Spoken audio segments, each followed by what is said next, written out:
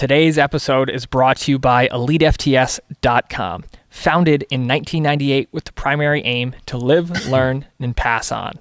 Please help Elite FTS support this mission by smashing the like button, leaving a comment, sharing with a friend, and thinking of Elite FTS for your training needs. If you can put it in a gym bag or load weights on it, Elite FTS has it. Now, onto the show. What's going on? I'm Dave Tate. We are broadcasting from the middle of the Elite FTS weight room, where the underground still thrives and you're part of the crew. It's time to sit down, keep it real, and cut the bullshit. Welcome to Table Talk.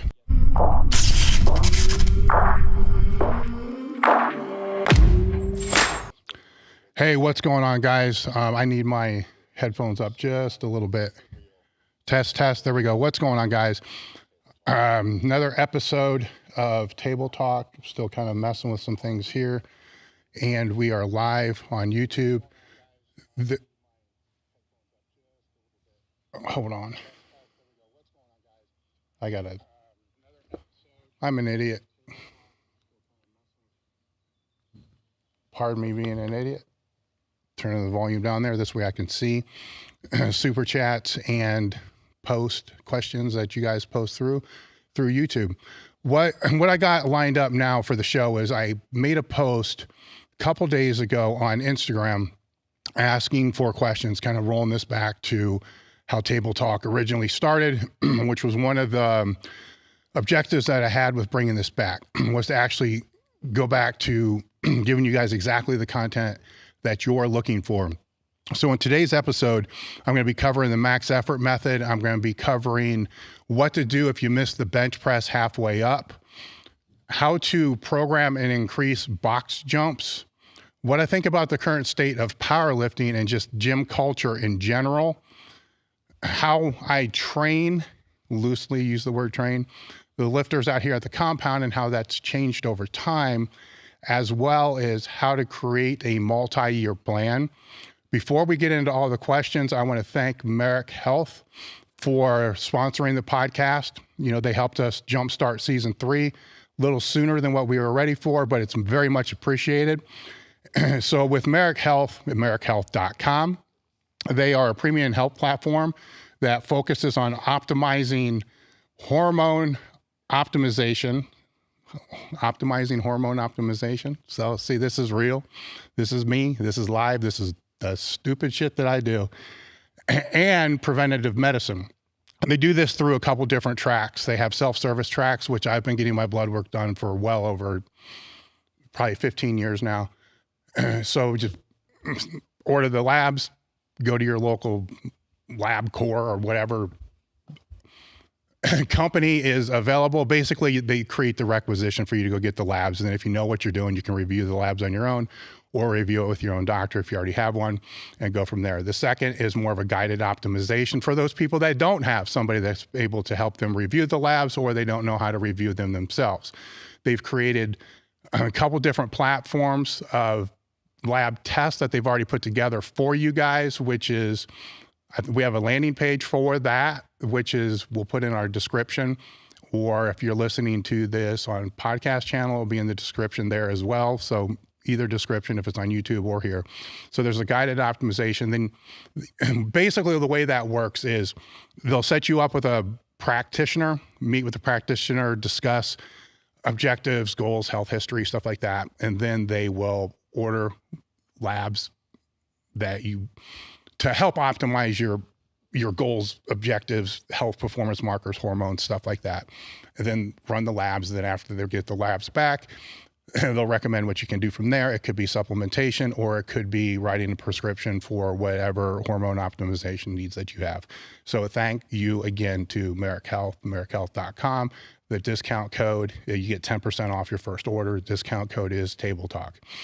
So with that in mind, I'm just going to jump right into the questions. There is a bunch of questions about max effort work and max effort days. So rather than going into all the benefits of max effort training, I'm just going to summarize that because we have podcasts. I've had a couple podcasts now that specifically lay out the conjugate method, which is in there. There's also tons of resources on elitefts.com on the max effort method. Essentially, when you break things down, there's 3 ways to increase muscle tension: the max effort method, dynamic effort method, and repetition method. The basis behind conjugate training is to train all 3 of those methods concurrently in the same time. So the max effort method would be the day that you're going to do basically lift heavier weights, 90% plus weights. So maximally stimulate, learn how to strain, and do so in such a way that you're not going to burn out from doing that, because obviously you can't max out week after week after week after week without burning out, going backwards. So in a very short summary, that's the max effort method. I've got a lot of questions here. I don't want to go into the full, like I said, the full benefits of the max effort method, because the specific questions that we have here, first one being, how do you adjust or change the max effort method if you're on a cut? Which basically, if you're dieting, how would you utilize or change the max effort method if you're dieting?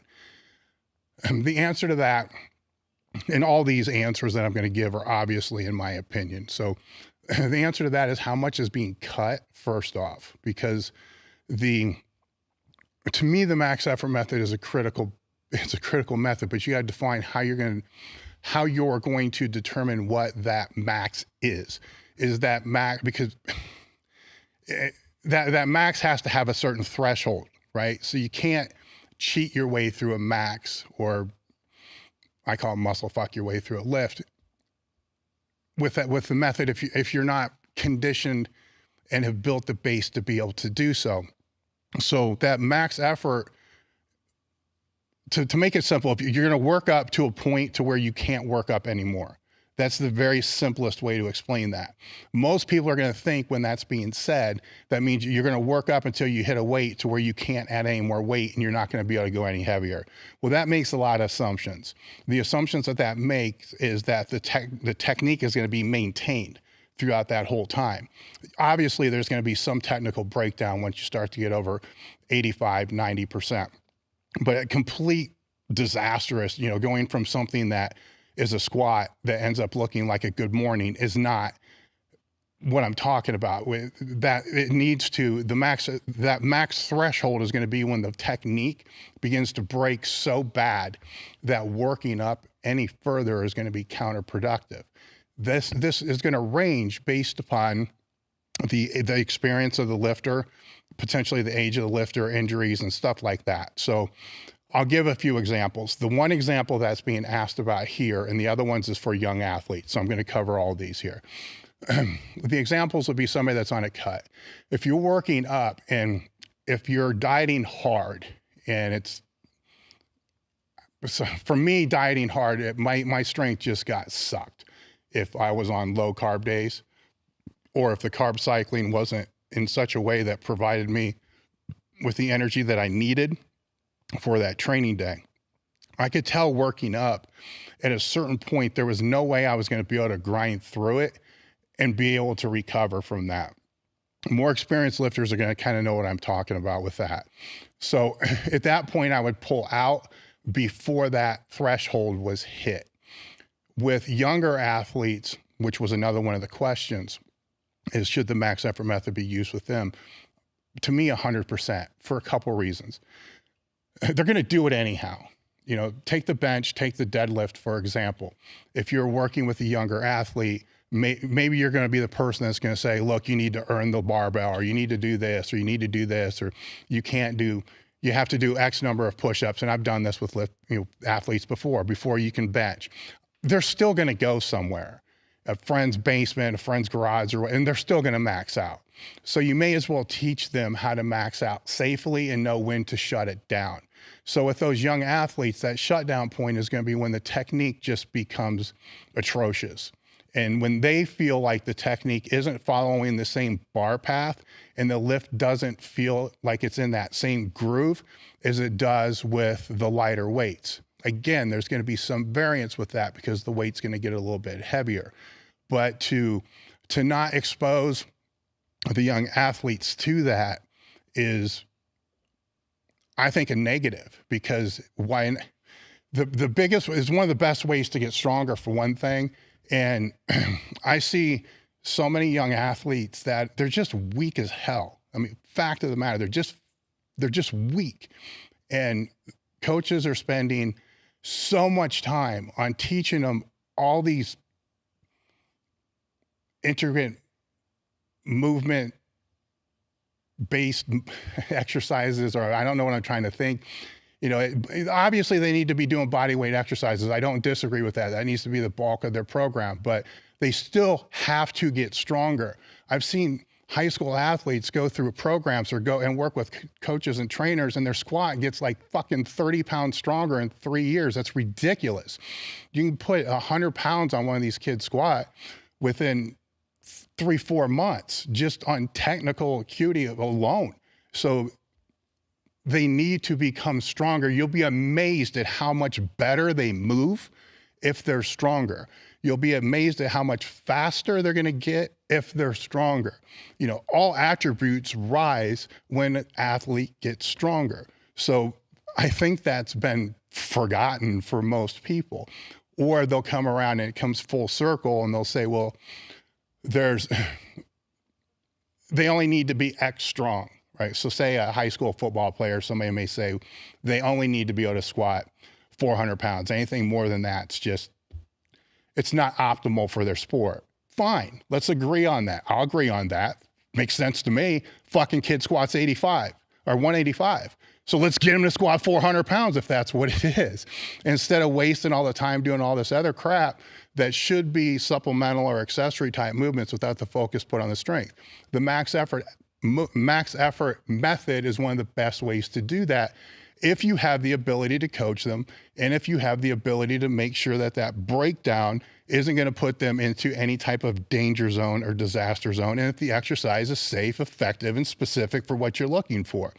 So that's going to follow the same philosophy if it's a cut. It's going to follow the same philosophy if it's somebody that's coming back from an injury. If they're coming back from an injury, myself personally, I still did that with every injury that I ever had. Now the weight's way, way less because nervous system's messed up from the surgery and all the other things that are associated with it. It's just my max effort coming back from a couple weeks after my first shoulder surgery was like 65 pounds with a reverse micro band.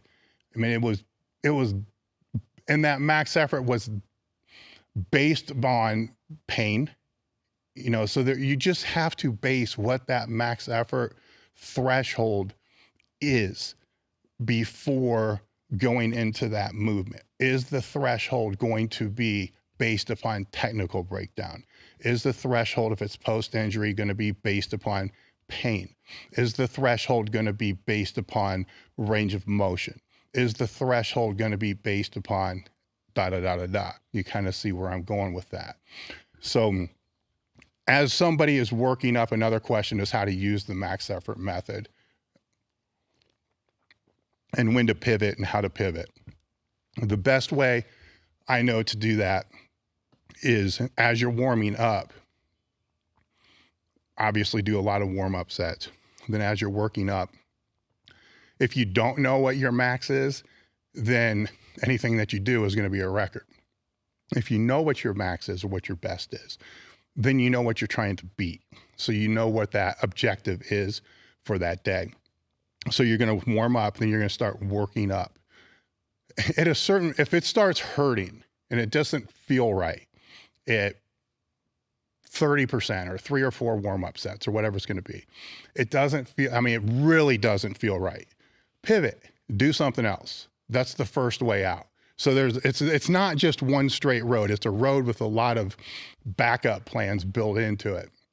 So if it doesn't feel right, if it hurts, if something's just off and you can't figure out what it is, bow out. Either find another exercise to do or just skip it and increase the workload on the supplemental exercise that's going to follow. Now, if it feels good and you keep working up and in the back of your mind, you're thinking, there's no way I'm going to beat a PR. It's not going to happen. Then go for the triple PR. So you should have a maximum for a single and a maximum for a triple. If the single's not there and you know it's not there, then go for the triple. Now, if it's all there, then go for that single on that. So this is all part of that process as you're warming up and you're auto-regulating that exercise. I'll talk later when I get into the multi-year programming and breakdown and stuff like that, the importance of the auto-regulation. But you have to learn that part, right? So, and you have to also try to figure out, sometimes it may not feel right because you just need a kick in the ass. Sometimes it may not feel right because you are seriously just burnt out.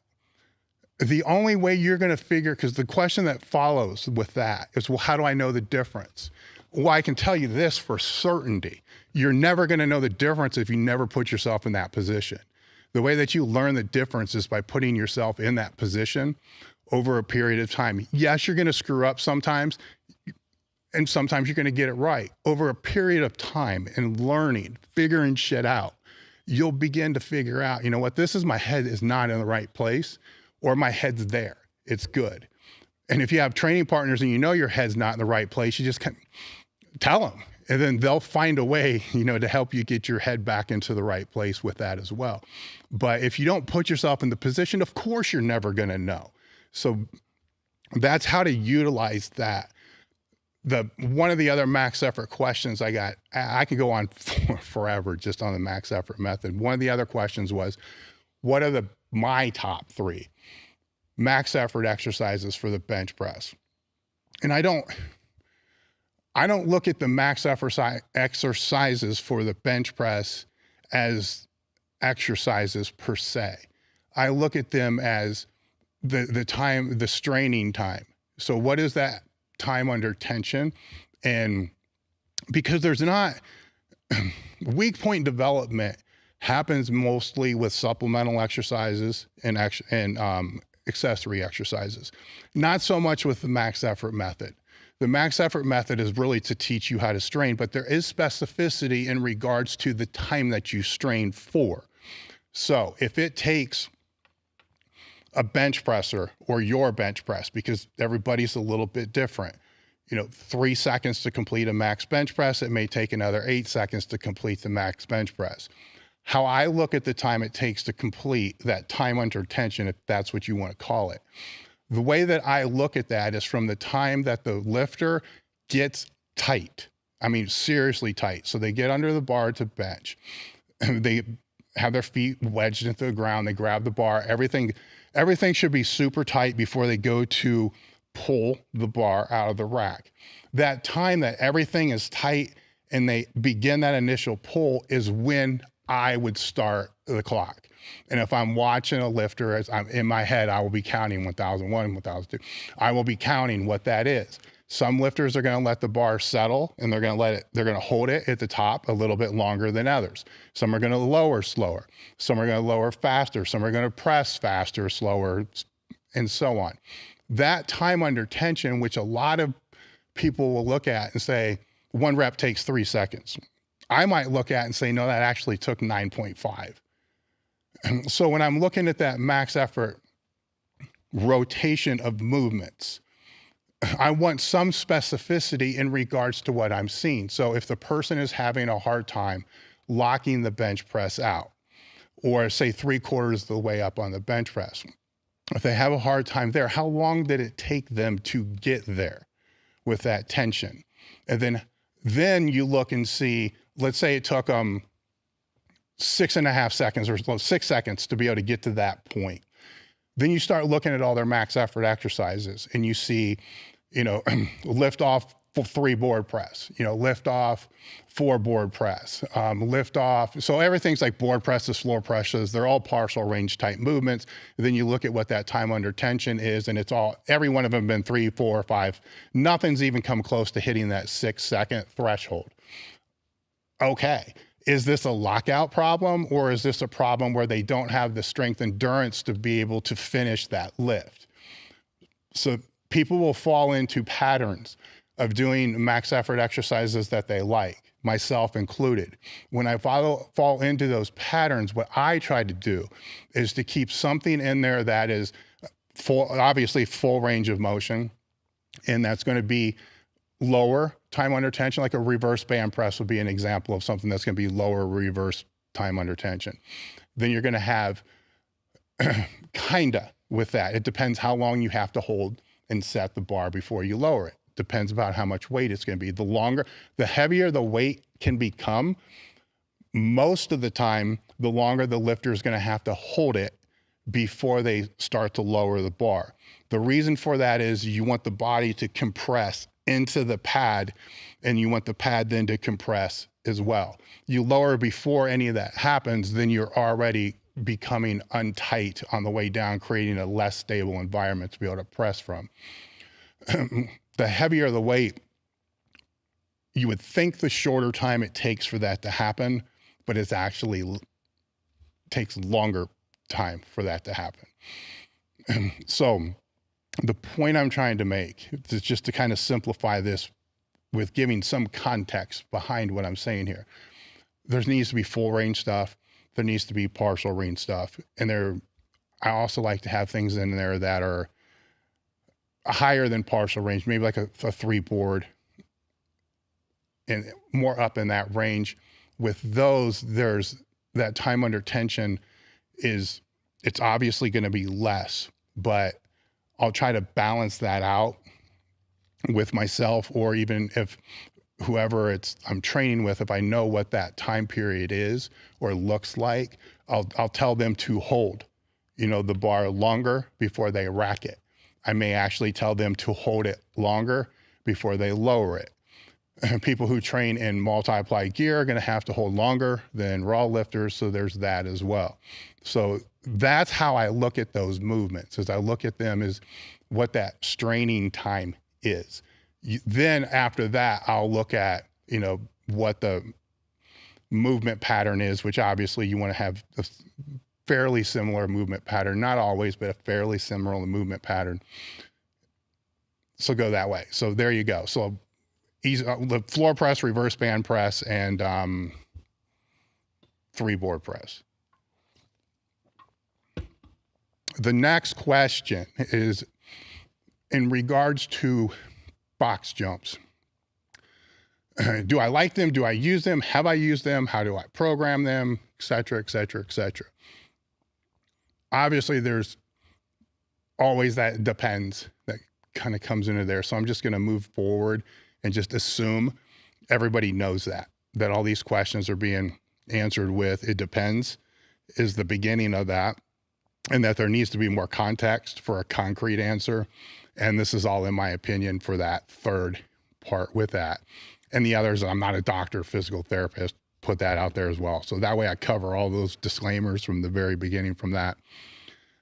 With a box jump, I assume that you're talking about, a stand to a jump, or a walk to a jump, or skip to a jump, and not depth jumps. So we're just talking, there's also a sit, to a jump as well, which I like that one. I use both, with people, and I'll rotate those in first. I'll put that in. I'll rotate those in as replacements for dynamic work. If there's some type of deload that needs to be implemented, I like to implement things like that in the off season when I'm trying to take load off the spine. I like to implement things like in for athletes more so. Well, not saying that powerlifters aren't athletes, but athletes more so than the powerlifters. But we'll use with the powerlifters as well, because there's not a lot of things that has the specificity to carry over to the development of a squat that's unloaded, from a dynamic perspective. You can do the belt squats. I do those, med ball throws from a squat stance, and then the box jumps as well.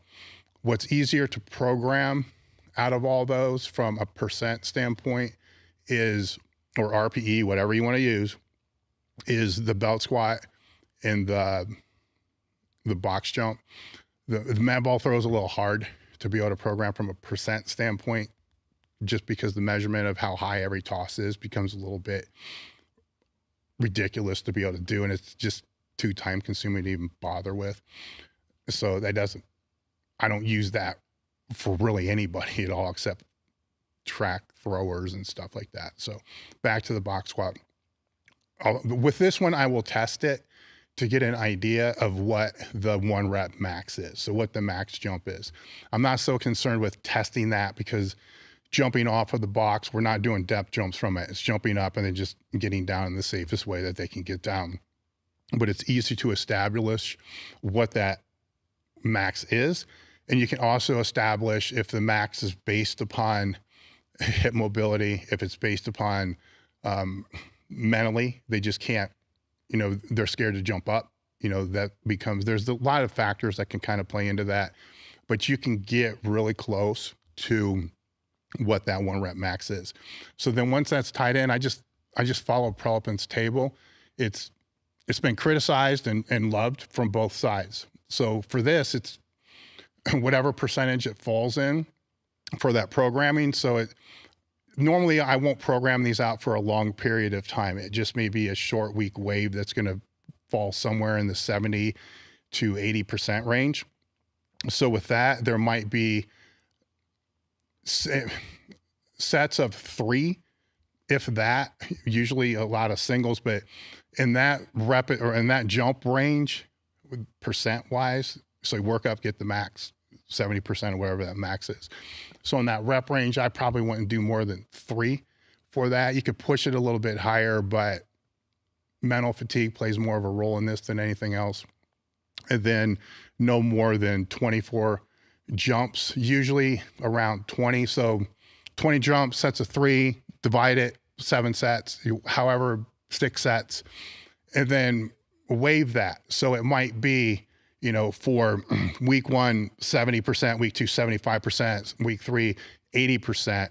And then I can either scale up the number of jumps at one height, or I can scale up the reps. I can either scale up the reps, keep it a flat wave, or scale up the percentages. Normally I'll scale up the percentages, but to be honest, I don't think it matters. I've done it both ways. The reason why I don't think it matters is because unless you're going low, like 50 or 60%, they're going to overjump the box. So it's really hard to sit there and say exactly what that percent is. So I'd rather fall more on that lower end, because what you think might be 80% could be higher because they're overjumping where the box is. So do I use them? Yes. Why do I use them? To unload the spine. For the athletes, the triple extension, putting their body through space. There's a lot of reasons to put it in there. Me personally, I put it in there more for that deloading aspect of it. And then I'll use Prilepin's table, and I rarely, outside of testing them, I'll rarely scale it up to any type of 90% jumps. I'll keep it usually in waves of that 50 to 65% or 70 to say 85%. The 70 to 85%, if I'm confident in their ability to not hurt themselves doing this, then I may use it pre-contest when the athlete starts to get a little beat down, is pull off the squat, just do this to maintain that dynamic work and go from there. The same way I may use a belt squat for the same reason. So currently there's an athlete that I have doing dynamic work with a belt squat because their back got torn to shreds using a shitty Duffalo bar, or not a Duffalo bar. Sorry, Chris, but it wasn't that. It was a different bar, basically a Buffalo bar. And the knurling just tore the shit out of the upper back, and bar burn, whatever you want to call that. So you can't keep loading that, especially pre-meet. So you got to find a way to keep the dynamic work in there that's going to be effective, and then only have it tore apart once a week. So belt squats went in for that. Next question on the list is,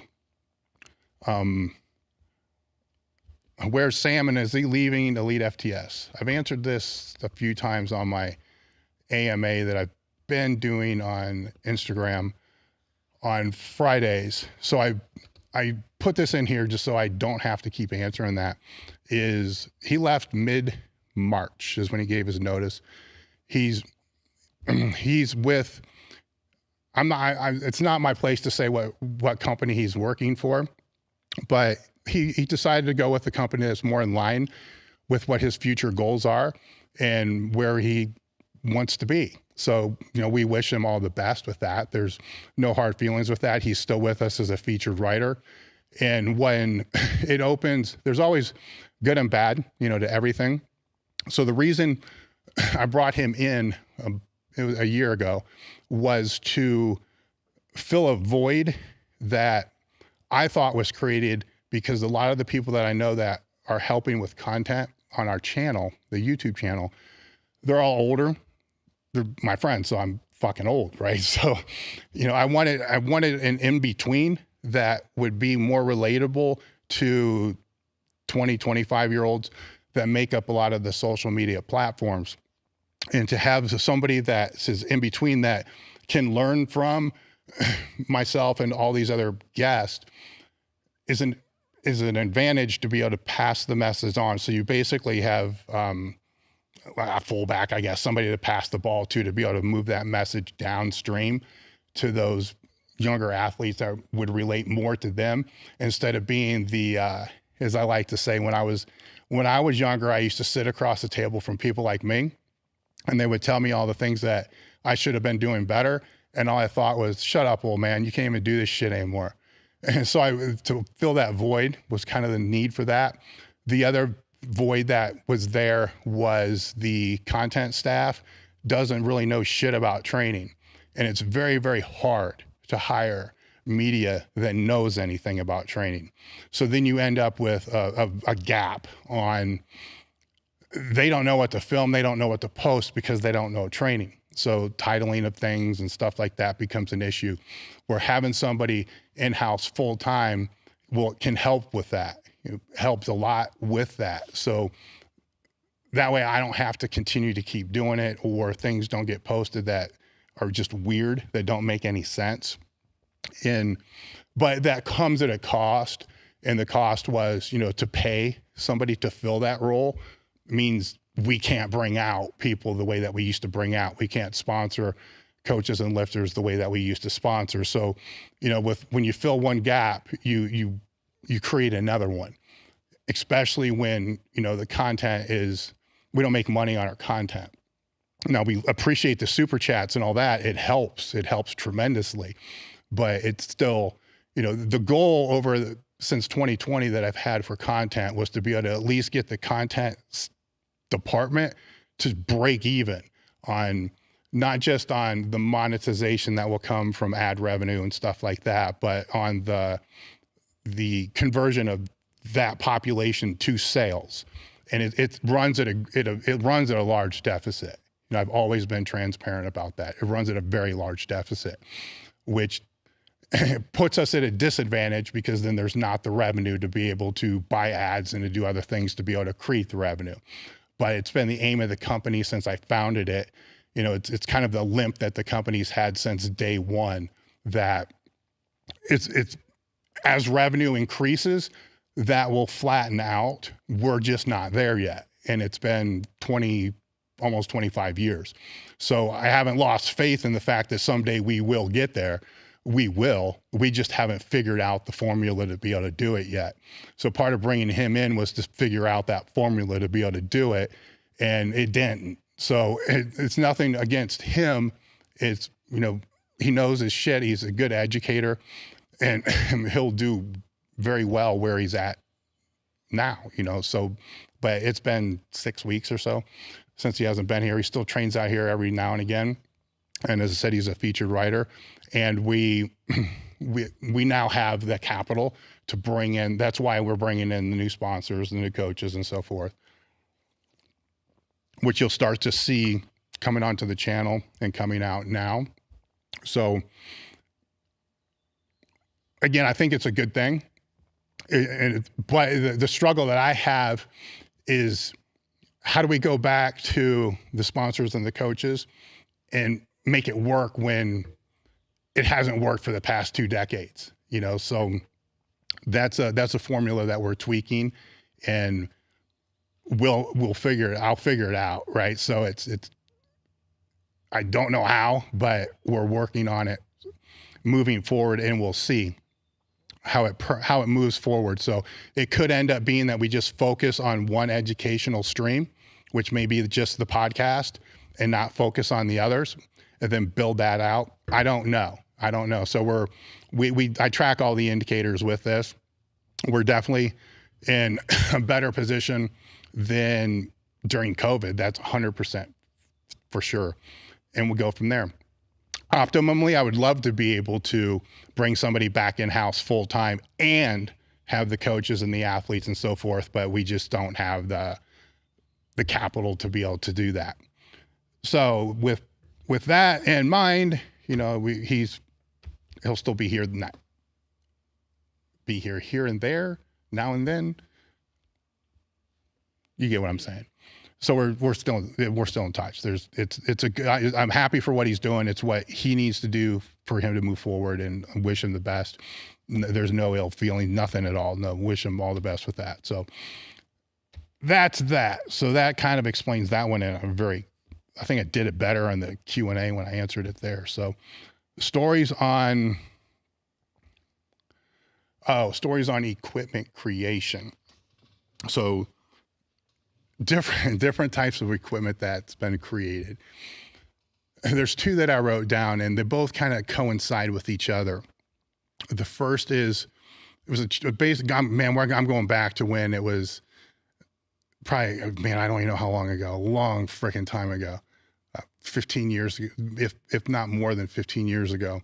We had the collegiate racks, we had signature racks, and went to our manufacturer to visit and kind of create ideas and throw ideas around, stuff like that. And there was a chin bar attachment that had like spinning neutral grip, stainless steel. So there was multiple grips that you could have on this. So it would slide in and out, handles twisted, and it was great. It was awesome, right? But it was for more of the top line, signature line.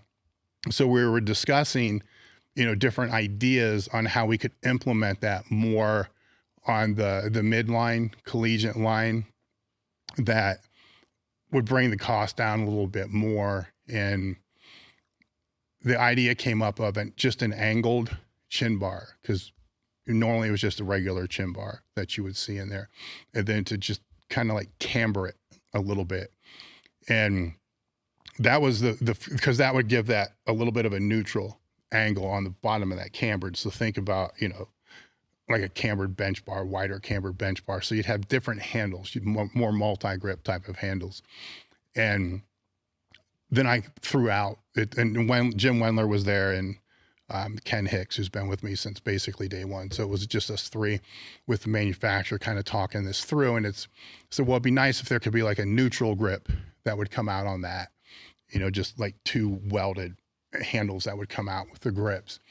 And then it was either Jim or Ken that said, well, why don't we go 2 bars and then put the grips between the 2 bars? That way you don't have that bar that's kind of sticking out from that.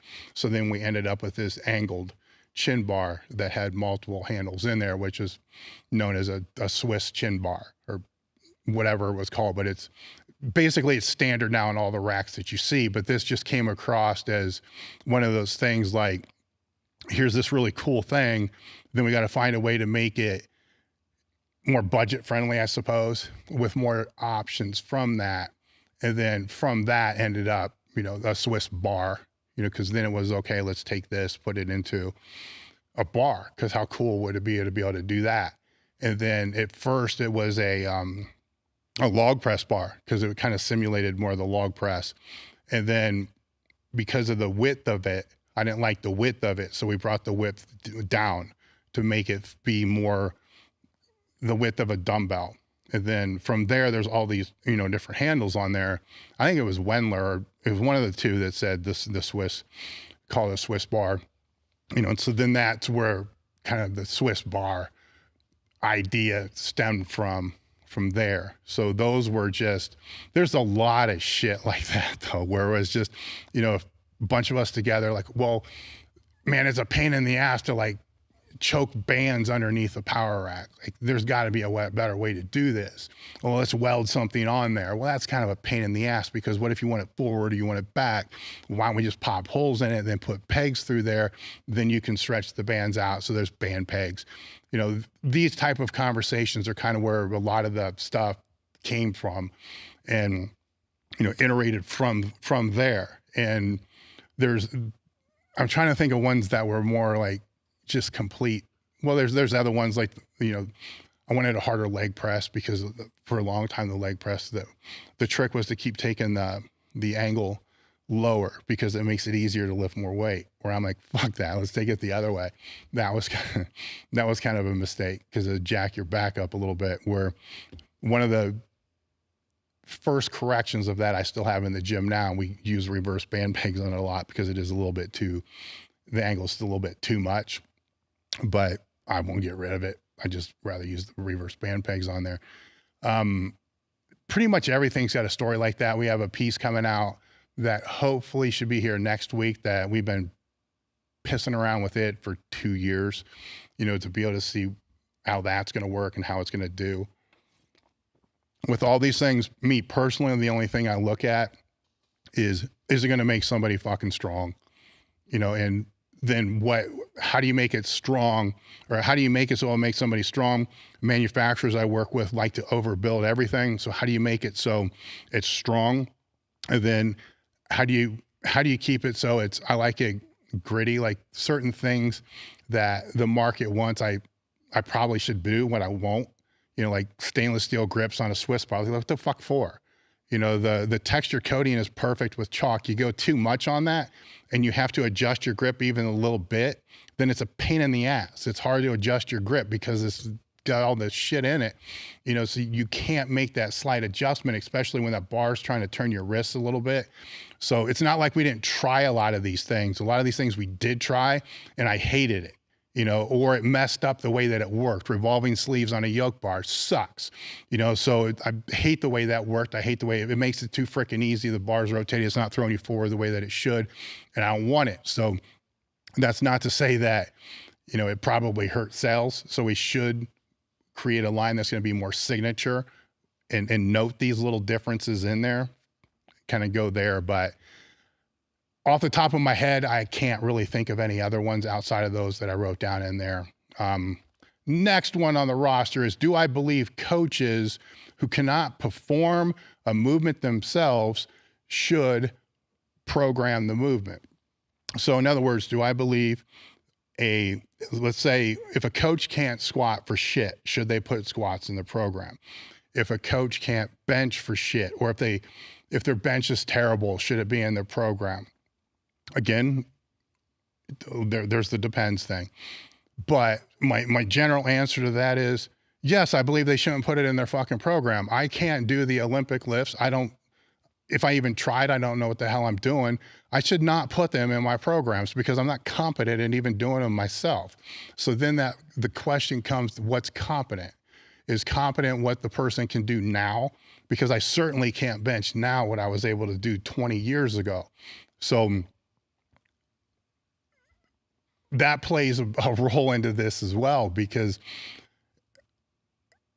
have they been able to do it proficiently at a level higher than the people that they're coaching? Yes, I believe so. And that would be my opinion. So if they're coaching people who, if you're programming a lift into a program and it's a more technical type of lift, we can debate if somebody thinks a squat, a bench, and a deadlift is technical. I get that. I can debate on that.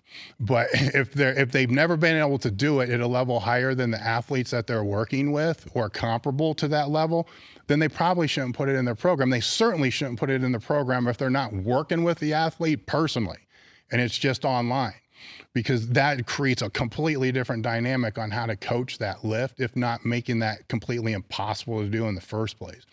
So it depends upon the lift 100%. But there's certain intricacies with, and the other question would be, why would somebody even want to put it in the program if they're not fucking good at it or they don't know how to do it? Right there, I would just question the competence from the very beginning. Like, why? I don't even know where to go from this. I mean, I'm so fucking confused. Like, if there's a lift that I don't know how to do, then why in the fuck would I have somebody that's incompetence, right? I mean, that would like be going to a doctor to help you with a symptom that they don't even know what the fucking thing is. I'm not saying that the doctor has to have cancer to be able to help you with cancer, but they better know what the fuck it is. So can that competency level be there without being an elite lifter? 100%. Can it be there without having that high standard? Yes. Can it be there without having any standard? Probably not, because if they don't have any standard, that tells me that they've never kind of gone down any rabbit hole to actually try to get better at it. So there's my answer there. So that, yes, there's a lot of lifts that I will not have people do because I can't help them do it. And if I can't help them do it, then I'm not going to put it in the program. And if I just flat out suck at it, then I probably am not going to have them do it either. Or I'd have to find somebody to be able to help me, to show me how to have them do it proficiently, or just not put it in. It's not like there's other things you can have them do. Nothing's like cut in stone that this is absolute and it needs to be in every single program. So that's the other thing that makes me wonder the competence is when there's so many different alternatives that can go into the programming and working with an athlete, then why in the hell, would they put some, to me, it just screams complete incompetence.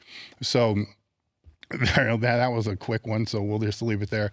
The other one that might be pretty quick too is, have I ever felt imposter syndrome? I had to look that up, so I don't even know what that is. And when I looked it up, I just searched it. So I don't even know if I trust the internet for searching anything anymore, but it said, you don't feel you are as competent as others perceive you to be. So, like I said, I don't know shit about this. So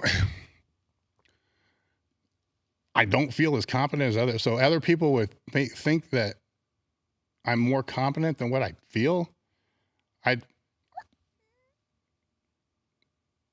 don't know. I so obviously no, I've never felt it because I don't even know what it is. I try not to make myself out to be anything more than what I am. I mean, the answers I'm going to give you are based upon my experience and education just doing this shit for so long. So are there people that know way more than me? 100%. There's tons of people that know way more than I do. So I don't know. I've never felt, I'm not too sure where to go from there. So I don't know. I mean, when it comes to business, I just give, people ask me about business, I just give, examples and things that I've learned in the 25 years that I've been in business. Do I have struggles in business? Yes. Have I always had struggles in business? Yes. Are they always going to be there? Yes. Are they ever going to go away? No. So I haven't had imposter syndrome unless my definition is wrong. So I don't know. I mean,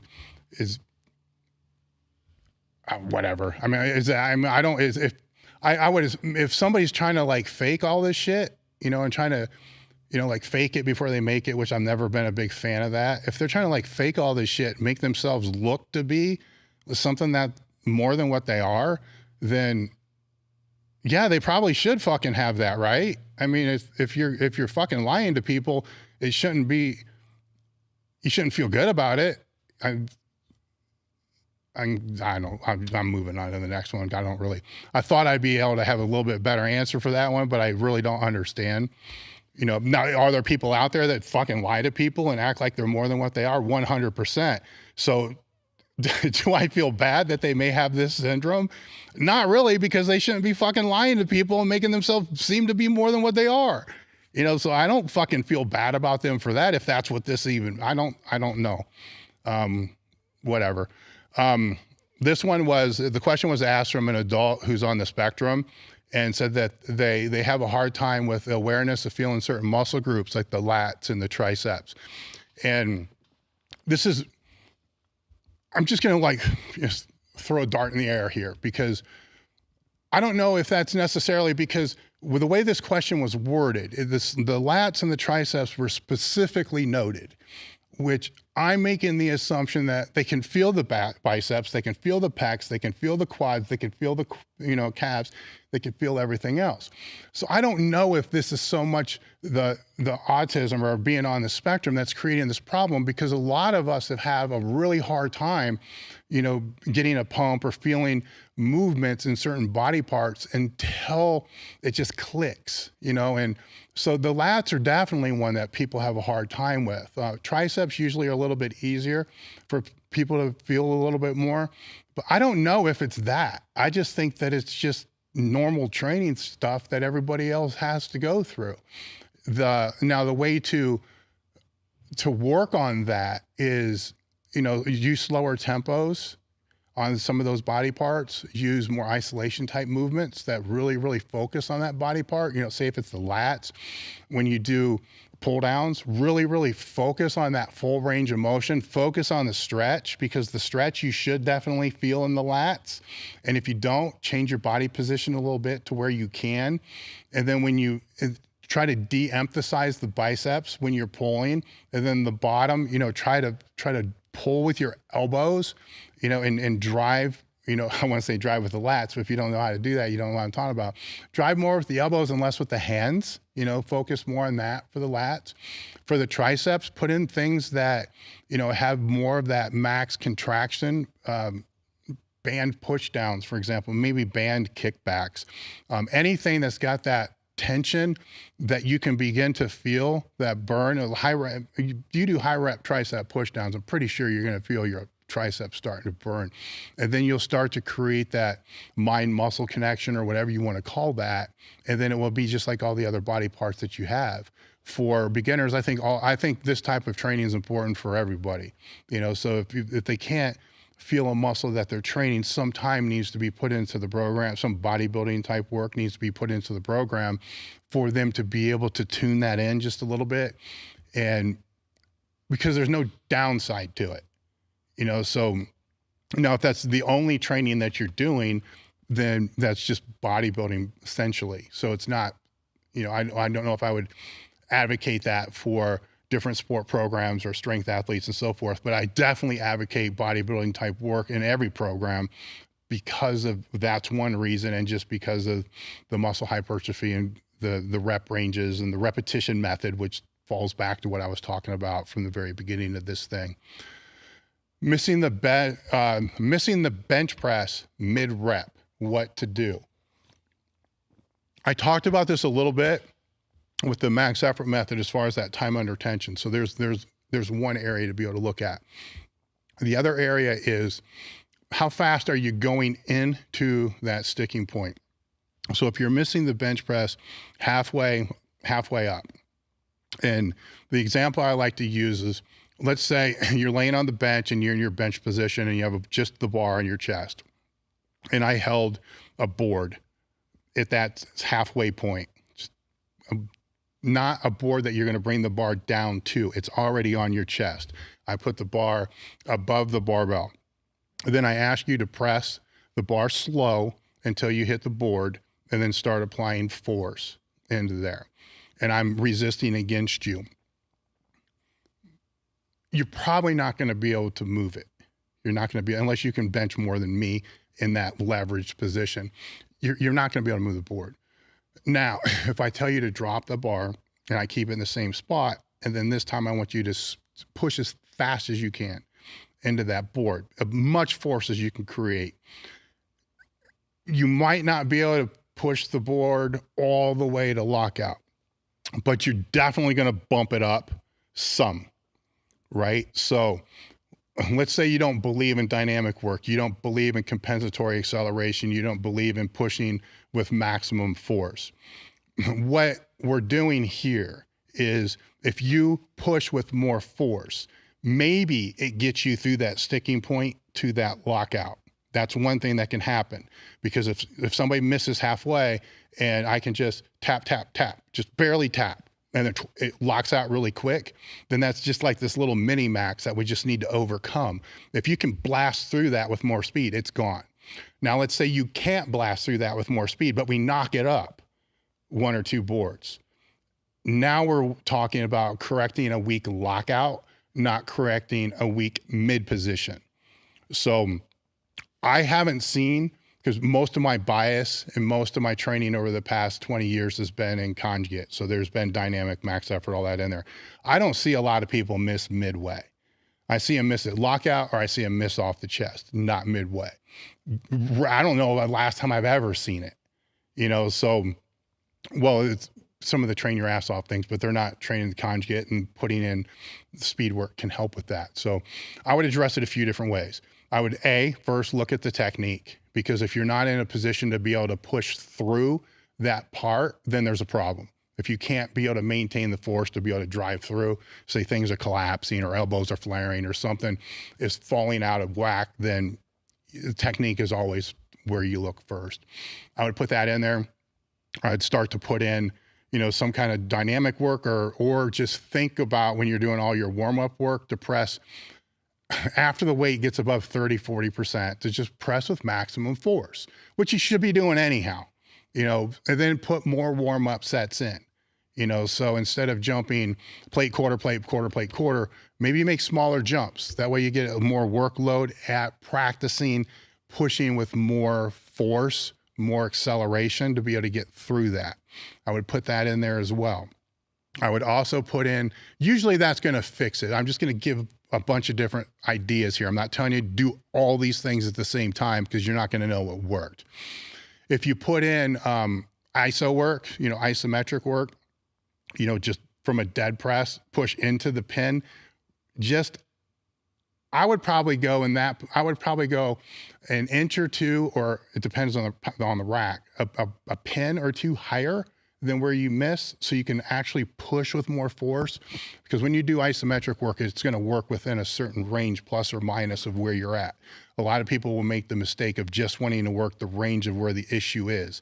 I think that's a mistake. You want to start with working the range that's a little stronger, but still within that, say, 15-degree window, plus or minus, of where that's at. Work at that strongest range first, and then work it down over time. So say over 3 weeks, you start at that highest range for a couple sets of 5 seconds, and then work it down over a few weeks. There's that as well. And then can also be stability issues with that. So throwing in flat dumbbell presses, I'd probably do flat dumbbell presses with your feet up. And so that's hitting, you know, all methods through that. Okay, I ripped through that one pretty easy. Lower back stuff. Yes. Yeah, we actually got a $100 super chat, but he had a question for you. Yeah. He wanted to know, how should he build work capacity up to like the level that you and John trained at? Oh shit. Okay. Okay. This is going to take, it's not going to take time on the answer, but it's going to take you time. So there needs to be some realistic expectations on this. I don't know where it is now. So let's just assume that you're just doing, I'm going to use legs because it's the most extreme. So let's just assume that you're doing normal bodybuilding leg type training, a little sore afterwards and so forth. I would begin with putting in front loading exercises into the program that aren't going to wreck the main strength movements, where so John liked to put in, you know, leg curls before, say, the main quad work and stuff like that. That suits a bunch of different purposes. I see it more as a warm up purpose than, you know, hamstring. And I don't think that having the hamstring pump really made that much of a difference on any of the quad work or any stuff like that. But it's putting more work capacity in there.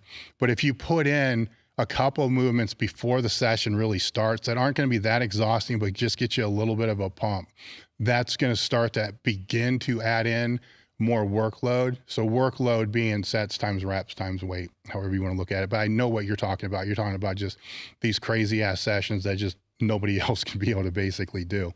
You have to build that base first.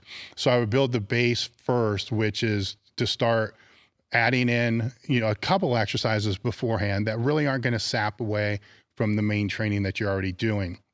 And then whatever number of work sets you're currently doing, where most of the time lifters will work up and do maybe 1 to 3 work sets on the movement that they're training. Those 1 to 3 sets, might be like the first one might be like the last set before the set that's close to failure. And then the second set might be, that they say the first work set for most people is going to be like 2-3 reps shy of failure, just momentary muscular failure, not like crazy psyched up type of failure, just the normal bodybuilding failure that I'm sure he's familiar with. That's usually the first one. The second one is kind of like getting really, really close, and the third one might be there, then they're done. I would change that and do that first one, and then hit 3 work sets with whatever that next one is. So then that's adding more work sets where on that one exercise, and then just do that with all the rest of the training that you have. I'm not telling you to do this right now. You could be adding one more work set for each exercise over a period of weeks. And then once you get to that point to where you're doing 3 to 5 working sets per exercise, you may have to at that point dial back the number of exercises you're doing. Your body will tell you. Trust me, it will tell you, because you're putting the more work sets in there, plus it may not actually be needed. Once you get to that point, and that may take 4 months, it may take 6 months. As long as you're building that work capacity, you're moving forward. So how long it takes it's not relevant. You're moving forward. It's what you want to do. That's when you can start throwing in the more challenge sets, and then you'll throw those. You got to be strategic about when you throw those in, because you're not going to, a lot of times when you first start doing it, you're not going to want to do a whole lot of shit after that. So you have to throw them closer to the back end to where maybe there's only 1 exercise or 2 afterwards. So say it's on leg day, say that ends up being the leg press that you're going to do the challenge set for. There's multiple principles to be able to do that with.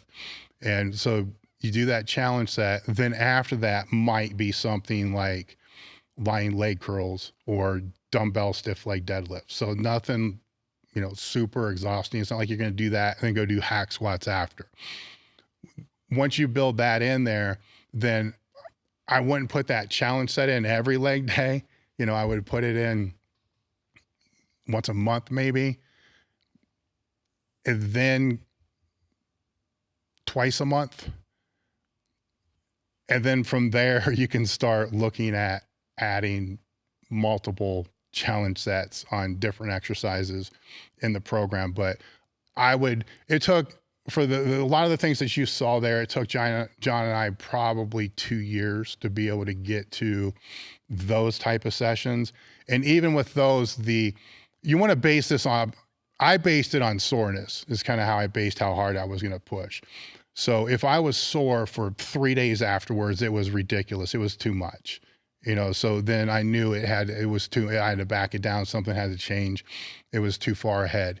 The optimal soreness that I was looking for and that we got to was we trained in the morning, and that night I would have to be slamming water and slamming sodium. That I would start cramping 3 or 4 hours later. Then I'd be able to neutralize that just with nutrition and hydration. Then I would be sore that day, that night, and then just a little bit that next morning, and then it'd be gone. So that's what I wanted. I didn't want this long lingering soreness, because that means that the training's it wasn't optimal. So we were trying to create this optimal training while scaling that up over a period of time. So that's kind of a very basic way. A lot of his programs I'd have to look them up. Some of the earlier programs were exactly what we were doing. So he would, what we would, basically the way that those programs were being designed back then is he would do the workout, and then after the workout, analyze it and say, was this too much? Was it not enough? And then he would scale it, and then that's what he would put down. And then that program, the program was already templated out. So when we were together, we'd sit down and say, this is what this 6 months is going to look like, or whatever is for his shows. Like, this is what this show prep is going to look like. So it'd be templated out, but the actual workouts were being created kind of like on the fly, but then he would adjust it and then it would go into those programs. So the earlier programs, so when he was trying to get his pro card, just look at the date of the program, look at those dates, were exactly what was being done. Okay, so let's go back here. Where am I at? Have you ever felt low back pumps after walking, or, have you ever tweaked your lower back training? Again, I'm not a lower back specialist. I'm just going on my own experience. So I've been told I've had back herniations from chiropractors. I've been told I have no herniations from orthos. So before my hips were replaced, I could not tell if it was my lower back or my hips that were the problem. So I had back people telling me I needed back surgery without looking at anything. I had hip doctors telling me I needed hip surgery without really looking at anything. So and all of them were just basing it upon the years of abuse and family history. So I'm not saying that they were going to do the surgery. So both, it was the network I was a part of, they were meeting together. So the MRIs and the imaging and all that was done, and back was fine. Hips were shot. So, and the reason I didn't know where it was coming from is because the pain was stemming out into my groin, into my hip, into my low back, into my ass, and just everywhere. So I didn't know. I was kind of under the assumption that it's probably not my hips, it's probably my back, so I was under the false assumption from that. So the point I'm trying to make is I'm sure I have wear and tear on my back just like everybody else does, but from what they saw when the hips were done, they couldn't believe the shape my lower back was in. So I attribute that to when I was powerlifting, I knew the most common cause of injuries were lower backs and knees. So I did everything that I could to be able to keep those as healthy as I could. So no, I don't have any magic formula for that. It is just how things panned out. But that's not to say that I didn't have back strains. I did. I had a couple of times where you bend over to pick up the laundry basket and it pops. And you're like, what the fuck? And then you're like, how in the hell am I going to be able to squat on Friday? Or more common examples, and that may have happened once or twice before coming to Westside. But after Westside, what would happen is I jack my back up on Monday. So say it would be a max effort day. And usually it was something like, a suspended safety bar good morning or cambered bar good morning. One of the movements that I sucked at, and one of them that I you miss twice before you think you're going to get it on the fifth time, fourth, or whatever. And then it gets jacked up and you don't really realize it till you're driving home and it's like, oh shit, then you can barely walk. So I know that. So that's kind of what I'm talking about. What I would do with those, I'm not suggesting anybody does this, is I worked as a trainer in a commercial gym. I found the range of motion I could move in. So I either used a power rack for like a pin pull or very high pin pull, or a Smith machine, one of the two. Usually a Smith machine because I didn't have to set anything up, because grabbing the bar, carrying it over kind of sucked when your back's jacked up like that. And I would just bend over enough. So I'd flex my abs and I'd bend over enough to where it hurt, but it didn't. If I went further, it would hurt too much. And I would just do 4 sets of 20 just in that range. Then 2 hours later, I'd come back and lo and behold, I could go a couple inches lower and 4 sets of 20 there. So I just would repeat doing this cycle, every couple hours that I was there, and I was there 10, 12 hours a day for the next 2 days. And then I was at that point pulling off of the floor, or, full range of motion in there. It still hurt. But then by Wednesday, when I went in and do max effort work, it didn't bother me. In other words, I just moved. I just pumped blood in there. I just moved to be able to get it moving. For me, it had to be like that pin pull, and with the pin pull, it was like stripping the rack. So it was supported the same way that a Smith machine is. So it wasn't like a straight deadlift.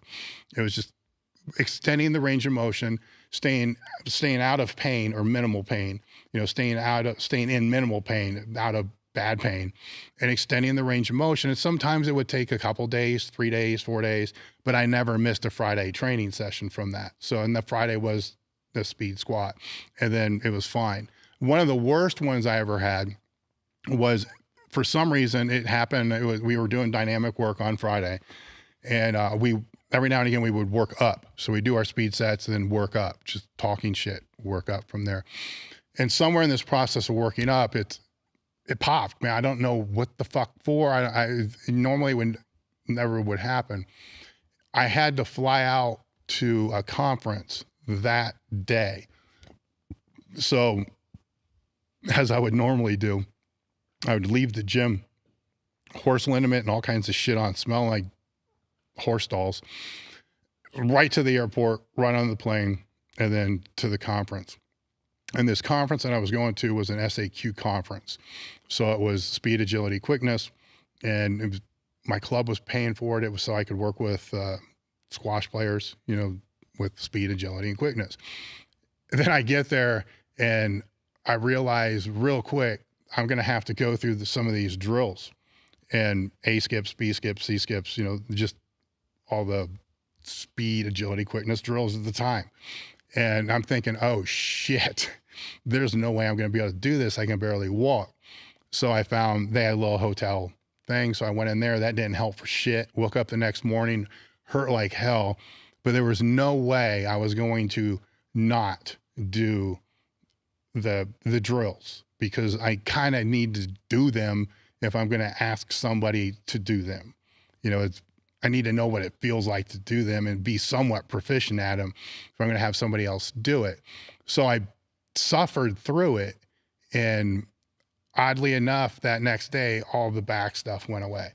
So my takeaway that I learned from that was, it wasn't so much the exact movement that I was doing. It was just moving it, getting the blood in there in a way that wasn't going to, you know, overly load it or hurt it, and basically flush it out. And so, yeah, I've had that. Now, when you're talking about the low back pumps, that's another fucking story. Those were horrible. And I can remember, God, I wrote one of the articles I wrote, 20 Reasons to Get Big, was because I was dealing with that in the little tiny office that we had. Is they stuck me in the corner and I had cubicle walls around me, you know, that way nobody would, Jim, Traci, and I think it was Chris at the time, that they like sectioned me off, which was fine. You know, it worked perfect for me. But I'm sitting there, and every time I would get up, I had that stupid low back pump that you're talking about. And it's like, man, this sucks, man. It's say 2 weeks out from me or 3 weeks out. I would stockpile everything that I would have to do. So if I had to make copies or send a fax, get water, I would only make one trip. Then I could go like 5 or 10 yards. Then I'd have to lean against somebody else's cubicle, you know, just to let it settle down, and then make my way back and forth from that. And I remember going out to my truck, and I forgot my keys. And going out to my truck, we're talking 10 yards. I mean, we're not talking far at all. 10 yards. And I would call Jim and say, man, can somebody bring my keys out to me? Because I did not want to walk through there. In that time, I thought that was awesome. I thought, this just means I'm getting ready for a meet. Now it's fucking stupid. You know, so the way to counter that is to keep your work capacity up, you know, to keep walking, you know, through prep. You know, as I got closer to a meet, I moved less, you know, so it was like squat, workout, train the client, sit down, go home, lay down. Just don't move except when you're in the gym. And that was not smart. You know, that was stupid.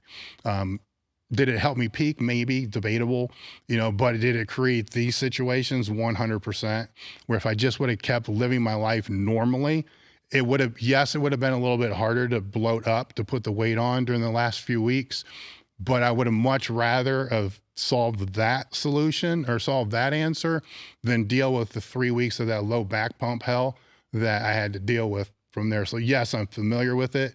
So what I tell people that ask me about it is, put the walking back in, you know, and find another way to be able to drive the bloat or weight up, and you may not even need I don't think we needed the bloat that we are actually putting on, to be completely transparent about it either. Next question. Is there any other super chats that? Nothing so far. Hopefully we'll get a couple more. Okay. We do have a lot of questions. But... Okay. Let me rip through the ones that I have here, and then we'll get a couple more. This is a good one, because I've been asked this several times, and this is for real. This isn't like one of those, internet gurus that are like, hey, this is a question I get asked all the time, just so they can write about what they want to write about. I've been asked what my thoughts were about the Kabuki deadlift bar, and because most recently more world records are being broke with the bar, and from what I'm being told, it's because it has more bend or more whip in it. First, I don't know if that's true or not, right? So that's the first question I come back with is does it actually have more whip in it than, say, an Oki deadlift bar or a Texas deadlift bar? I mean, before statements are made, I want to put that out there, right? So I'm going to base this on assumptions, because I don't know if this is true or not true. Where if it is true, I'm going to proceed forward like it is true, right? So, but it may not be, so I don't know, right? I don't know. I don't have the experience to be able to know. I just know what I've been told, which is called hearsay. So I don't know. I don't like to base things on hearsay. But what I'll say with that is, I'm sure if this is true, I'm sure it's being debated, and that there's people that are going to be pissed off about it. But and I don't know who, I don't follow this stuff, right? So I don't know, like, are they blaming Kabuki? Are they blaming, like, who's to blame? You can't blame the lifters. You can't blame the men. You can't blame anybody, right? So where the real blame always should fall is going to be on the federation for allowing something like that in the first place, right or wrong. So let's clear the air on that one first. You can't go after the lifters for doing something that's according to the rules. You can't go after, a manufacturer that makes something that's according to the specs of the rule book.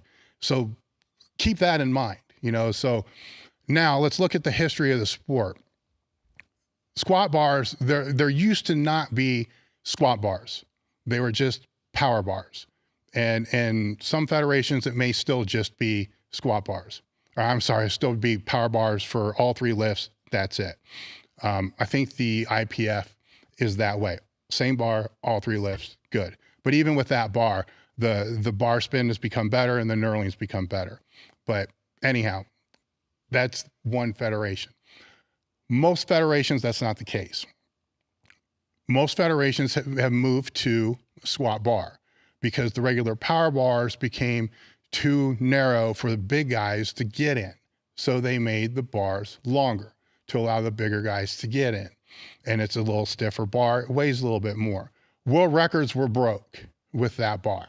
So that bar change created those world records. Now, when you go into multiply APF and those, the bar got bigger again when the weight started to get over 1,000 pounds, because and the other thing with the bar, the squat bar, is with the regular squat bar, there's going to be more whip. When you get, regular power bar, there's more whip. You go to squat bar, you take some of the whip away. So the records also went up because you're taking away the management of having to manage the weights that are whipping on a barbell. That gets taken away. With the multiply, the Mastodon bar, the Bulldog bar, I can't think of the other names, were created, because you would start to get that whip came back on those squat bars once you got in the 900,000 pound range. So bigger bars were made to be able to stop that whip from there. So yes, records were broke because that bar was stiffer than what those other bars were. And at some point through history, and I don't have the time or didn't have the time to go look this up, they were all power bars for the deadlift too. At some point in time, I think it was the Oki deadlift bar may have come first, then the Texas deadlift bar. I'm not sure which one, but then that bar went from a stiff bar to a bar that had a little flex in it. World records got broke because of that. So if this bar has a little bit more flex than what that bar has, it's just following the same trajectory that's been happening since the dawn of the sport. So you see where it falls on the federation? So the federation, where does it stop, right? I see where the debate is. I see and I understand where the controversy is, but at what point does it stop, right? The same thing has happened with, I got squat bars, deadlift bars. I went through that one. The squat suits, I remember my first meet going back into the 80s. It was the single ply squat suit. I mean, you would see multiple people tear the ass out in the hole. So they sit down on the bottom of the squat, and bam, the suit would bust, and there's their underwear, their ass, or whatever sitting right there in your face. So obviously they were not getting a whole lot out of that. And that material got better and better over a period of time. And then it's evolved into, single ply suits today that are outperforming what multi-ply suits were a decade ago, multi-ply suits. So the same evolution happens there. We're seeing the same thing in the bench shirts. I've been asked a lot, what do you think about the band shirt? My response is kind of the same here as well. So that all kind of plays a role into this thing. So that's kind of like the history and how it's come. But where does it stop, I guess, would be the question. That if I have a question, that's really where it becomes, because I also get asked, like, what do I think is the future of multi-ply powerlifting? And I mean, my base has been all through gear. There was no raw when I was lifting, and then multi-ply was really the only route to go if you didn't want to deal with drug testing. So you kind of got filtered into one direction because of that. And then the gear evolution changes, but what's happened over time and with the multiply and this, I mean, it's going to piss a lot of people off, but the rules are still the same, but the judging's changed, where and with a lot of multiply lifters, and by no means do I mean this by all of them now, if they do a meet, they don't even post their squats anymore. They'll post their bench, they'll post their deadlift, but the squats are so freaking high, and they know it's so high that they're going to catch abuse for it, that they don't want to post it. Now, is that on the lifter or is that on the judges for passing this shit? Because if you have two guys and they're competing against each other and one's doing, 1/8 of a squat and the other one's trying to hit parallel, then the 1/8 of a squat guy wins, then, who cares? It's a competition, it's who's going to win. But at some point in time, where the accountability and responsibility falls is on the federation to be able to step up and say, this shit needs to be according to what the rules are. Now, if they want to say the rules are just at parallel, it's just follow the fucking rule book. Or if people can't understand the rule book, change the rule book. Same thing with this bar and all this other stuff. If the rule book says this is what it is and these things are outside of that norm of the rule book, then the shit shouldn't pass. And if it doesn't pass, then that's where the problem falls. And then so whose responsibility and accountability is it for that problem? Well, it falls upon whoever that meet director or judges, federation, I'm going to say federation is. The federation doesn't have to give the meet director, oh shit, what do they call it? The ability to run the meet under their sanction, the sanction to be able to run the meet. It's like, oh, your meet sucked. No, you're not getting another sanction. They got to go someplace else. That's where I always put, it always falls on there to me, is the federation, but nothing ever fucking goes upstream to them. So because it never goes upstream to them, they don't give a fuck and they're not going to change anything. I've been around long enough to see all these fucking federations all these years, and any lifter thinks they give a fuck, they're out of their fucking mind. They're not paying attention. So maybe someday, the federations will start forming committees of other lifters that actually fucking listen and do what the lifters want. But until then, the lifters have to figure out a way to be able to have their voices be heard and get the sport that they want. I've been saying this for years. The history and the trajectory and the forward movement of the sport falls on the lifters if they would just fucking get together and stop fucking hating each other for stupid shit and start working towards the common goal of what they decide they want. If they decide they want fucking high squats and bars that are going to bend, 5 times as much, so be it. If that's what they want right now, they need to fucking somehow or another be involved in the decision and reclaim the power to be able to do it.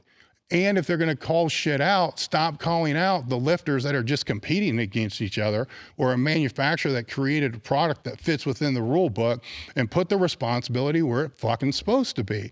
You start doing that, then I think you'll start seeing changes happen. That's just my opinion. That's my rant. So where does the history or where does the future of the sport go? It's wherever the lifters want it to go. It's not my fucking decision. It's not I'm not lifting anymore. It's not up to me to be able to decide what that is. It's up to the lifters to decide what that is. Okay, there's that one. Gym culture today. What do I think about it? It's I think with this question, everybody's filming YouTube videos. The gym culture has just completely changed. I've always trained in private gyms my entire life, so I don't know a whole lot about that gym culture. I do know that from what I'm seeing and from what I'm hearing, obviously during 2020, a lot of people had to move, into home gyms, garage gyms, and stuff like that. They're migrating out. I think a lot of people are starting to realize this ain't working. I don't use it. And we all knew this was going to happen. Everybody fucking knew this was going to happen. So they're migrating back because it really isn't what it was cracked up to be. It's good for some sessions, not good for other ones. So they're moving back into that. So the private gym sector is actually growing, more so than what anybody really thought it was going to because of this reason. With that, there's different, I don't want to say this. Social media is part of our lives. So that's how, the YouTube, Instagram, and all that is just how some people can find their voice and post on social media for whatever it's going to be. So how that's impacted the gym culture, I don't know, because most of even in the private gyms, people that are filming stuff are filming it to analyze the lift. Then it may get posted. Some may do stuff just to be able to help their business. We're use social media to be able to help our business.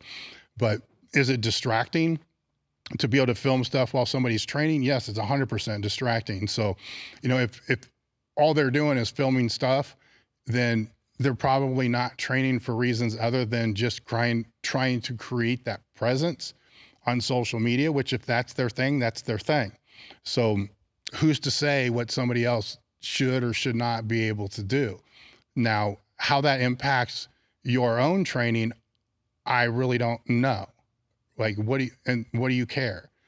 So if don't be consumed with that. Just, train at the times and train around like-minded people. So we just with the last podcast we did with, John's training partners with Brett and Daryl, we talked about how John trained in a Lifetime Fitness for many, many years. You can't get any more commercial than that. So you just make it work.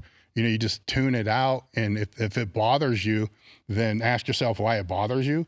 And then, now if they're in your way, ask them to get, stay out of your way, or, so I don't really have that much of an opinion on it, because if I was training someplace and that was a big part of that whole environment that I was training, I would probably just go someplace else, so there's that.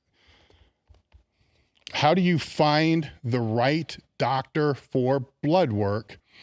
Lots of doctors wanted to just have you stop lifting heavy. So there's 2 questions here. The first one, I'm going to refer you to our podcast sponsor, Marek Health, marekhealth.com. And with them, they have 2 different tracks to be able to run your blood work, to be able to run your labs. The reason they exist is exactly what this person's asking for. So you get a hold of them, because if you don't know how to do the labs, they have one track where you can go in there, self-service. I have a doctor that knows how to read my labs very, very good. So I order my labs with Marek now, but before Marek, before I knew they even existed, I would use different lab companies to be able to order my labs, go get them done. And then when I went to see my doctor, take the labs with me. I found that more convenient for me, because then I could better discuss everything that's on the labs, and then going to the doctor, having him run the labs, and him just call me and say, yeah, it looks good. It's the best it's ever looked. Well, what the fuck does that mean? I want to know more about what's going on. So that's how I was doing it before. So Marek has a track for that. If you know what you're doing, and your doctor knows what you're doing, they have a track for that. They also have a track for exactly what you're talking about here. So you go get a hold of MarekHealth.com, save 10% on your first order with Table Talk discount code. Let them know when you call. And then they'll set up an appointment with you and a counselor. I can't say the word, but you and your guide, let's just say that. And then you'll meet with them and you'll discuss what you're looking for, what, as far as hormone optimization, longevity, preventative health, whatever it is. You decide what that is, and then they will help you decide what labs need to be run. And then you'll go to you'll go get the labs done, and then they'll take those labs and then hook you up with one of their practitioners to go over all the work that was done, go over all the labs, show you what's out of line, what's online, everything that you discussed beforehand. They're going to review that with you, and then they're going to be able to make suggestions if it's supplementation that you need to be able to do, or to write prescriptions for whatever hormone optimization you need. And they know what the fuck they're doing.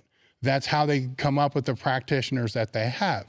So that's really the answer. That's the first part there, is there's your solution for that, as far as the hormone optimization, blood work, labs, that done, there, taken care of. The second part, yes, there's doctors that are going to tell you as you get older that you need to stop lifting. From that standpoint, find another doctor. Because if this is how I look at this, especially in this day and age, if they're that fucking ignorant that they're going to look at somebody and say, you need to stop lifting, or whatever that is, when there's so much evidence to prove otherwise. It's ridiculous how much evidence there is to be able to prove otherwise.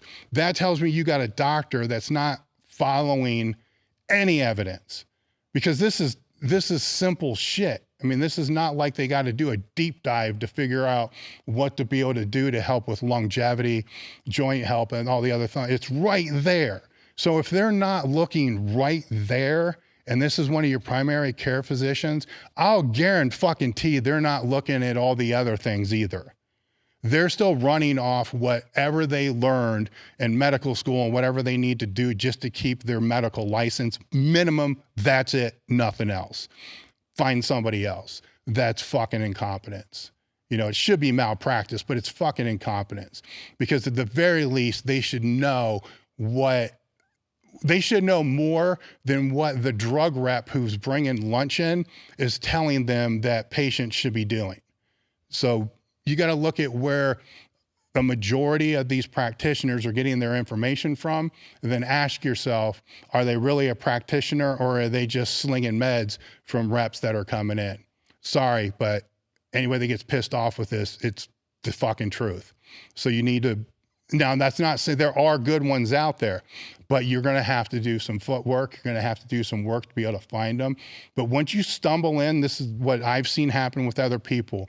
Once you stumble into a network of somebody that really knows their shit, all their referrals also fall in line with that. Birds of a feather flock together. So you just got to find somebody in that network. And it could be an ortho. It could be, anybody that stems out from, the group of healthcare providers that you'll work with. As soon as you find the network they're all there. Now it's a smaller network than what you're going to find in the bigger network, which is basically just slinging the meds and whatever the drug reps bring in to sell them on. Man, this has been a rant day today. Happens to the best of us. Yeah. All right. Give me some of these super chat ones, and I'll get into the other ones. Still no super chats, but we do have a good amount of questions. Mm-hmm. So, what would you say would be the best way to go about finding a coach or trainer for powerlifting, really any sport, mainly as kind of an older guy? Online? No, like an older guy or girl, really. So they're looking for all right. So I don't know if you're looking for an online coach or if you're just looking for, a place to train that has a coach with that.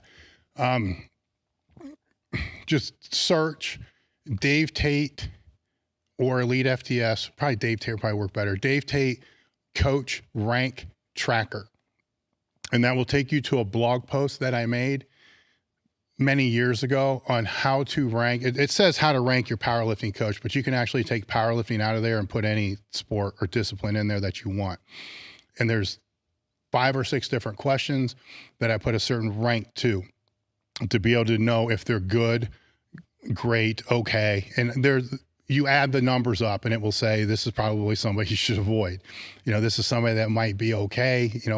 Just getting started might be okay. Definitely will be less expensive, but can probably get the job done, all the way up to, who's great. Now, just as a side note, when vetting coaches out for our site, I'm not bringing anybody in that's not going to be great, as far as being titled a coach.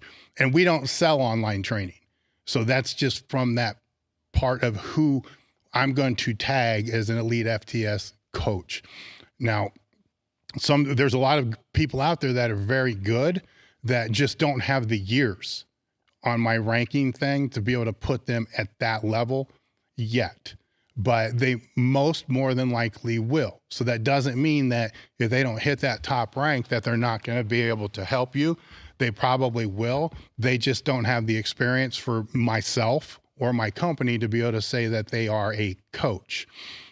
I would start with that, and then that will help you vet it down with who's out there. And if you can't find the variables to be able to plug in the data for the person that you're looking for or looking at, then avoid them. Now, if the question is more along the lines of you don't even know where to begin or where to start, then I would start with, the team members that we have on Elite FTS. We post or repost a lot of their content on our Instagram. We have a lot of columnists that also work as coaches as well. Keep in mind, just because they're a columnist does not mean that I would rank them as a coach, but that's why you use the ranking system. But we're not going to put a columnist out there either that doesn't know what the hell they're doing. I'm just not sure that they know what they're doing in the practical setting of working with clients, but it's going to be better than just randomly picking somebody out of the blue. Then when you do find somebody, rank them, like I said, and then ask for referrals and go from there. The industry is plagued with people who suck. And there's a lot of them that, I'm not a big fan of that whole industry to begin with, because I think even Gen Pop, it's a disservice, because then they become dependent on who the coach is. And then as soon as they can't afford the coach, which may happen soon, as inflation, I lived through 2008. So as inflation goes up, disposable expenses go away. Niche lifters stay around, Gen Pop lifters go away. They can't afford it. So anybody that's working with those Gen Pop lifters, I would highly suggest you teach them how to train their fucking selves, because there could come a time soon, if shit keeps going the way it's going, they're not going to be able to afford it. And if you really gave a fuck about them, you're going to have a plan for them established for them to be able to do this on their own. If you don't give a fuck about them and all you care about is the revenue, which a lot of people do, then as soon as they can't afford it or they decide that's not within their budget anymore, they're going right back to everything that they did before, hooking up with you. Anyhow, there's that. You got another one? Yeah. So do you think that people should be deadlifting if they are not competing, especially if they have issues with their back? Well, if you have issues with your back, you don't know how to do it, and you're not competing, then what's the cost-benefit ratio? And this isn't just with the deadlift. This would be with any exercise or any movement. So If the movement creates issues for you, you're not comfortable doing the movement, then I wouldn't do the movement. It's not like there's any movement that is a must do movement across the board for everybody. So if you're not comfortable with it, don't do it. It says that you've stated before that you don't like warming up for the bench press. Is there anything that you would do before benching, or just go into it? I don't know if I've ever said that. I think that somebody's capacity as a lifter should be able to do a training session with a warm up or without a warm up, you know, so that by no means is that saying that you should not warm up if that's what you need. So are there certain things that I think that you should do to prime yourself for a bench? It's the same thing as are there certain things that you should do to prime yourself for any other lift? Not necessarily, but you can do things. I think that you should, I think I know where this is coming from. I'm more of a believer in using the actual bench press as the warm up. So when I say that, I'm going to go way back, and I spent 14 years at Westside. So I got a lot of Westside and pre-Westside stories. So before coming to Westside, is all the gyms I trained at, we always left nobody ever took a plate off the bar. So there was always 135 loaded, and that's what you started with. It was 135, 225, 315. That's how you warmed up. And to me, that was just normal. It was normal practice. Anything outside of that didn't make any sense. Then one of the first sessions I did when I was traveling back and forth to Westside was a bench session, and I'm watching these guys do 4 or 5 sets with just the bar, confusing the fuck out of me. So I'm doing it as well because I'm in the rotation. It's just what we're doing. Then they go to 95, and I'm like, what's the point of this? And then 135, and it just kept going through. Now I know why, you know, because, you know, more warm-up sets, there's greater work capacity, there's all that gets built up. But that was the warm-up, where that made a whole hell of a lot more sense to me after I started figuring out than, you know, dragging a sled or, you know, walking on a treadmill or whatever I was doing to get a sweat going before I started training. That made sense. So just going into the gym and starting with 135 cold, I don't know if I'm a fan of that. I don't know. I wouldn't suggest that. So there's that. But no, there's not like you need to do pull downs or push downs or any of this other stuff. You can, you know, just start slow and build it up. You know, some people like to some people like to actually do a workout before they even go into the compound movement. That's fine too, but you got to build that work capacity over time to be able to do it without letting that main lift take the hit from it. So another question here. Would you advise doing hypertrophy work in between speed days or max effort, or should you just leave out hypertrophy in general? Hypertrophy work should be built into the speed days and the max effort days. So something's being lost in the translation here. You know, so the repetition method is built in, you know, to all training sessions. So, and now if you're talking about, you want to do, say for this bench press, you want to do a speed bench workout, then you want to do, you know, bodybuilding bench workout, then you want to do a max effort workout. I probably would not suggest doing that in a week period of time. I don't even know if I see the point of doing it at all, but if that's something that you wanted to experiment with or you wanted to try, I would use the same, you know, 2-day-a-week rotation and just go dynamic work first, and then go rep work, then go max effort work, then go dynamic work, and spread it out over a week and a half, you know, 3 training sessions instead of trying to put it all into 1 week. So this one's a little bit, it's not as much training focused, but why do you think that lifting was so popular in like Eastern European countries? I don't know. To be honest, I don't know enough of the history on that to be able to, I mean, I want to say that, you know, sports schools and, you know, strength and the overemphasis or super emphasis on the Olympics drove a lot of that. But I would just kind of be guessing. And I mean, that would probably be more of a question for people that have studied Olympic weightlifting and that have dug into the history of just Olympic sport training in general than myself. I don't know. Yeah, I think a lot of people get that confused in between like powerlifting and then the Olympic side of it. So, have you ever helped somebody out and then realized that they were just using you, and then you just had to cut them off and move forward? Like, what was It happens best all the way to do time, it? dude. Yeah. That's life. You know, that's just how it is, you know? So, that, yeah, I mean, it always happens, you know, it kind of pisses you off, but what are you going to do about it? You know, after the fact, it's over and it's done. But, you know, I guess the question is, do you cut them off? Yeah, you know, I can actually will lead into a question that I have here to answer as well. I don't know if it's so much like the using part, because what do you consider that? You know, so, I mean, people want to try to leverage whatever relationship that they're in, you know, to their benefit. You know, sometimes they want to do it just for their benefit. Sometimes they do want to do it for mutual benefit, you know, and vice versa. It's just, you know, it is what it is, you know, so is it avoidable? Yeah. Don't ever create relationships, you know, don't ever training with anybody. Don't ever hire anybody. You know, it's just kind of how it works, you know, where it becomes imbalanced is where you need to, you know, part ways because of that, because it's, you know, it's draining. For one thing, it's draining. It's obviously it's not working for each other either, but it's just, yeah, more than you know, so do you get used to it? You know, kinda, you know, do you expect it? Yes. You know, you kind of expect it out of everything. So this, in a way, it goes into the question that I have is, there was a question that came in that was, how do I help the lifters that come out here and train at the compound, my training facility, you know, in the previous compound or gyms that I've had over, you know, how has it changed over a period of time? How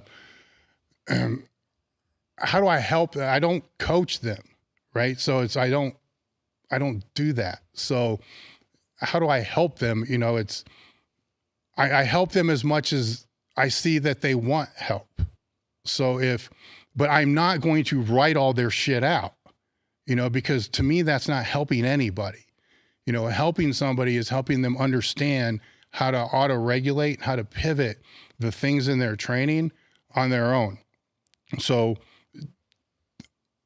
I'm not writing 12-week programs or cycles. If somebody's peaking for a meet, you know, I'll template it out, but there's so many pivots that have to happen where my passion in the gym is helping people that are way up there, man. They're way up there against their genetic ceiling, you can call it, or whatever you want to call it, to be able to help navigate that. That's kind of where that's the people I like to help the most. Now, helping them isn't writing their training programs and this and this and this and this, because shit changes daily, weekly, freaking throughout a training session. You know, so part of that is helping them see that, for one thing, and showing them the pivots from the other thing. But even with that, you know, if they're not consistent, I'm not going to pay that much attention.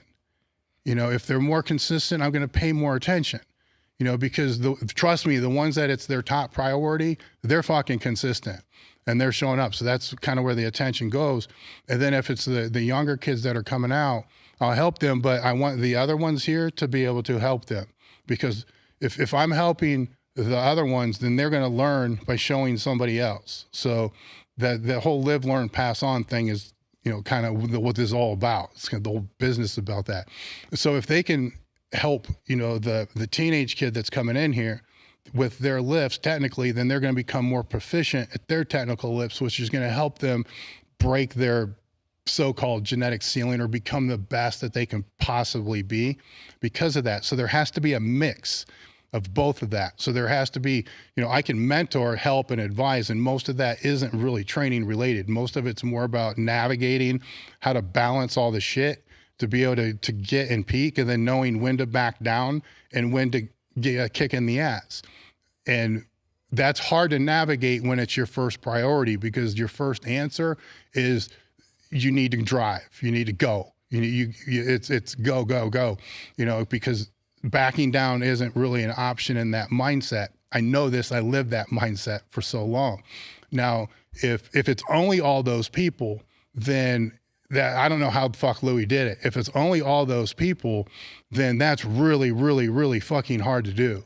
And it's really, really, really hard to get them to pay attention to the technical aspects of other lifters, where that's a big part of it. Because if one coach or one person is looking at somebody lift, that's 2 eyes watching that lift. If there's 8 people squatting together and 3 of them are, top ranked power lifters and they're all squatting together, now you got 4 sets of eyes, myself and those 3 all looking on that one person to find that technical flaw. Now, if we can get those other people to become more sets of eyes looking for those technical flaws, you can end up having 6 sets of eyes watching every single lift to be able to find what can make that lift better. And that's what Louis had a skill for, was getting all of us to watch everybody to be able to look for that. That's a hard fucking skill to do, because normally they're going to be too consumed with their own lifting, which is part of being at that level. But I've found that if you bring in younger lifters, more, intermediate, beginner type lifters, they want to help them, right? So that's a way to be able to still pull that together with it. So yes, there's recommendations and so forth, but it's just helping them kind of navigate the noise. That's part of it. Helping them to be able to see weak points that they may not otherwise be able to see, because it may not always be that physical weak point. It may be, and that physical weak point could be, a weak body part. It could be the time under tension, which I talked about before. It could be the stability. It could be, any other facet through that, or it could be technical, could be what the issue is, or it could be mental as well. So it's navigating all that shit that I really like. That's easy when you're dealing with like beginners and, intermediates, because it's usually, it's not as complex as what the other one is. So that's the shit that I love. But if you end up having too many of the intermediates and the beginners, then it dilutes and it washes out the ability to push the top level people higher, right? So this balance is the really hard thing to be able to maintain. So with the top level people, they're the hardest ones to be able to find, to be able to get in, because everybody thinks they are. Right? They all think they're a top. They all think they're fucking great until they start coming in, and then you find out real quick they're not consistent. They're not that great. They like to fuck off. They're not really that dedicated. They're actually more a beginner intermediate than they are advanced. And then it sucks and it drains and it pulls down.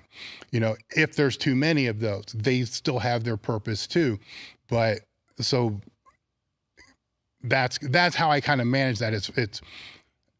If I put more thought into it, I thought about this for a little bit, but if I put more thought into it, I could probably lay it out a little bit better, because there's a lot of it that kind of goes into this, where there's also going to be natural attrition rate of people that are going to come in, people that are going to go.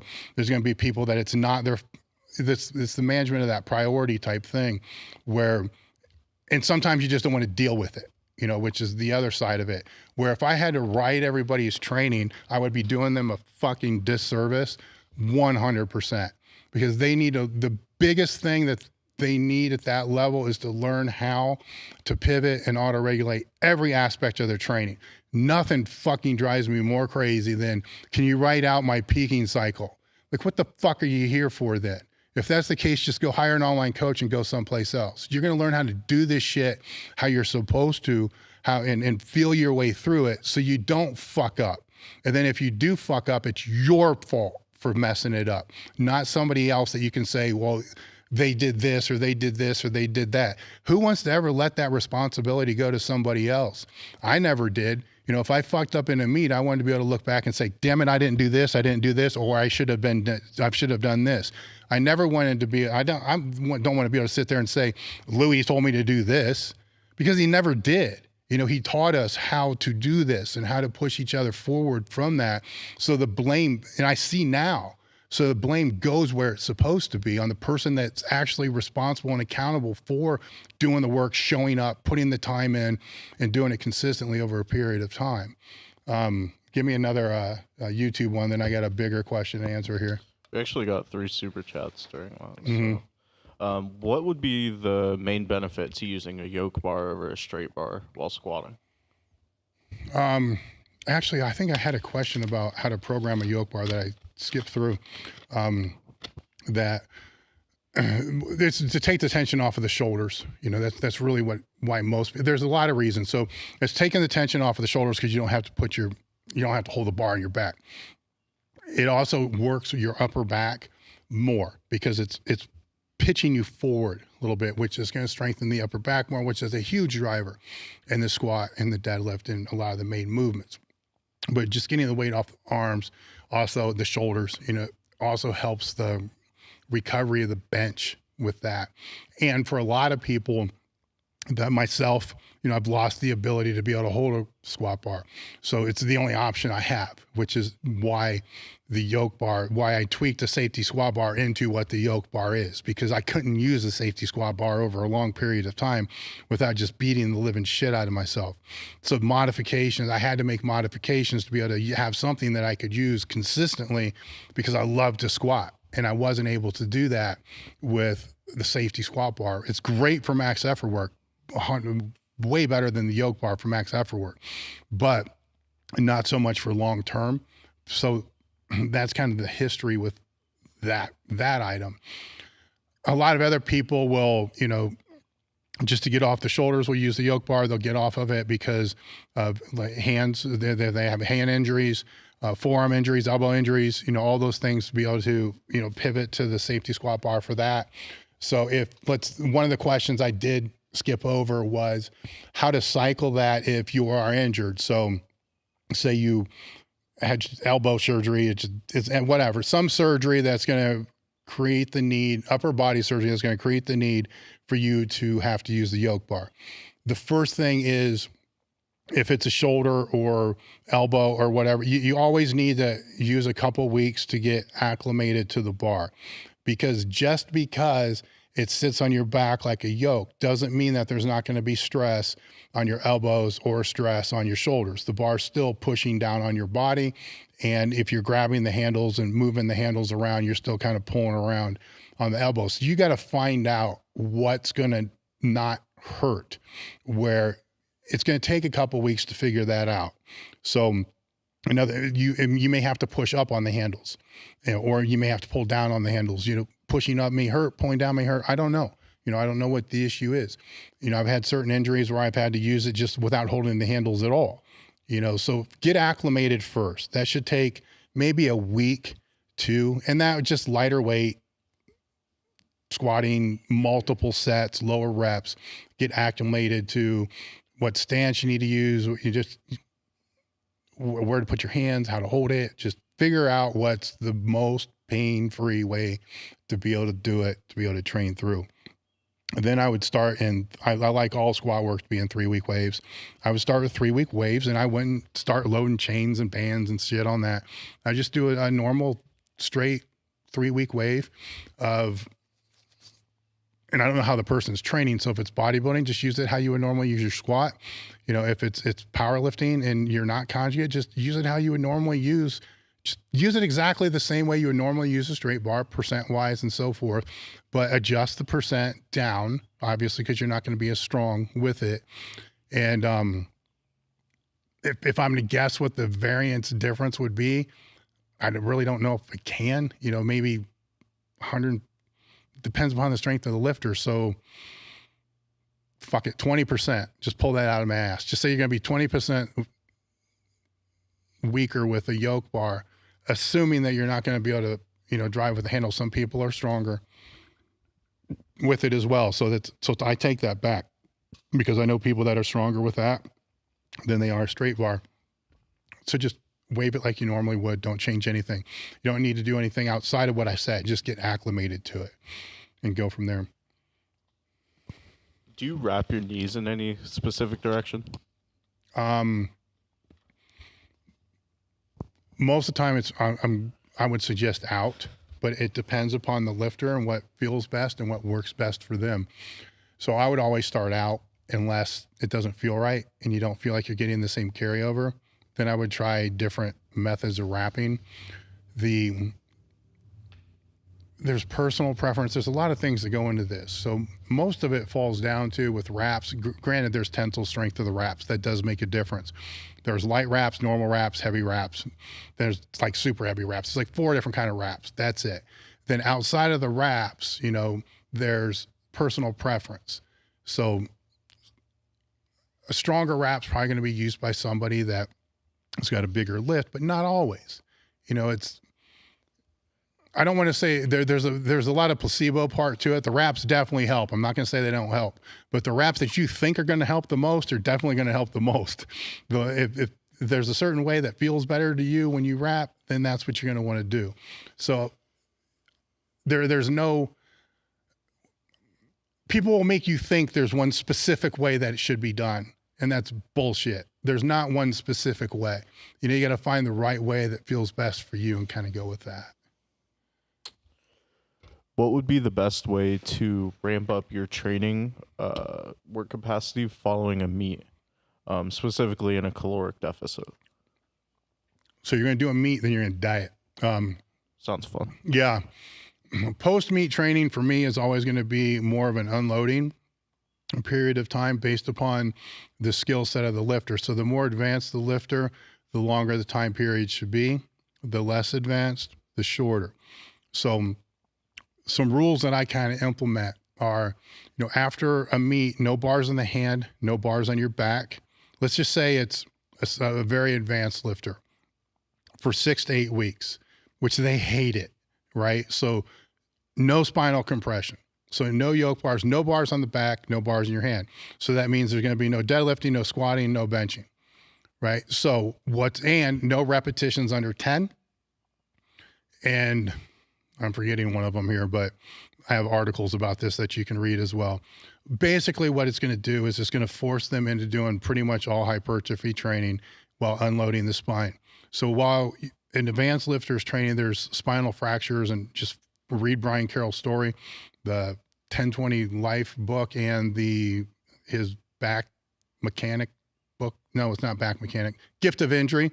Read that and you'll see, you know, the furthest extent that this can go without, well, he broke his back. So that's all those fractures accumulate. So, you know, if he could go back in time, you know, he might have made a decision to, after each big meet, take some time off, let those micro fractures heal and go from there. I don't want to say I figured this out, but this is something that I saw with lifters that are doing meet after meet after meet after meet a long time ago. So I put in these things without even knowing about the whole spinal fracture thing, just to be able to just let the nervous system chill out for whatever that means. And I found that the longer time that the advanced lifters took off, it also allowed them, because they don't do it as you peak for a meet, right? The hypertrophy work begins to drop, right? That's just part of the peaking process. And then the week before the meet's kind of like an off week. The week before is starting the process of a deload. So when you look at the 2 weeks out, let's forget the 2 weeks out. So you're looking at the week before, which is off. Then you have that one competitive day, and then a lot of them will take a week off after the meet.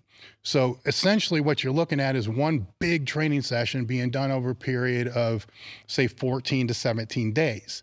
And then that alone is going to create and the fact that the meet was peaking for the meet. So there is deconditioning in some areas, and, you know, super compensation that happened in others. So work capacity has to slowly come back up again. You know, for me personally, I would lose muscle mass towards the back end of the training, because those are before Westside. I really lost a lot of muscle mass going towards the back end. So I never had to worry about making a 242 class and 275 at the time ever, because, you know, 5, 6, 7, 8 pounds would come off towards the back end because of pulling that stuff out. And then I'd want to put it back on again. So that time period of taking all the spinal loading off creates a lot of boredom, you know, but there's dumbbells, there's machines, there's all kinds of other stuff that you can do.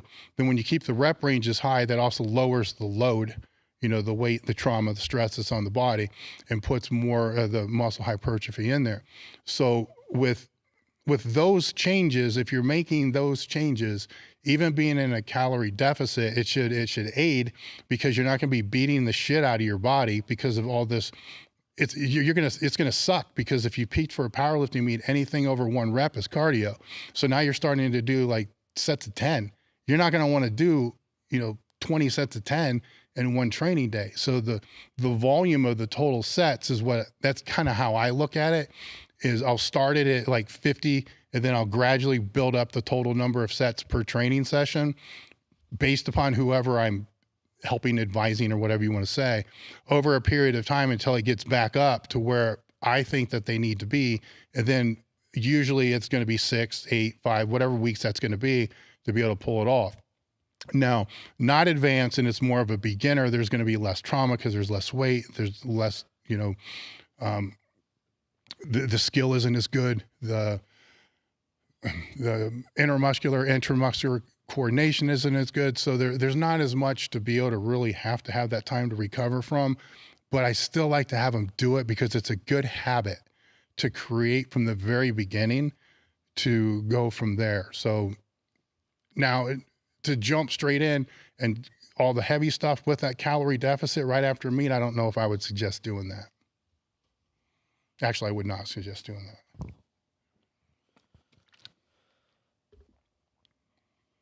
I guess some people in the chat were thinking that you were angry, but I corrected them and said that you were passionate.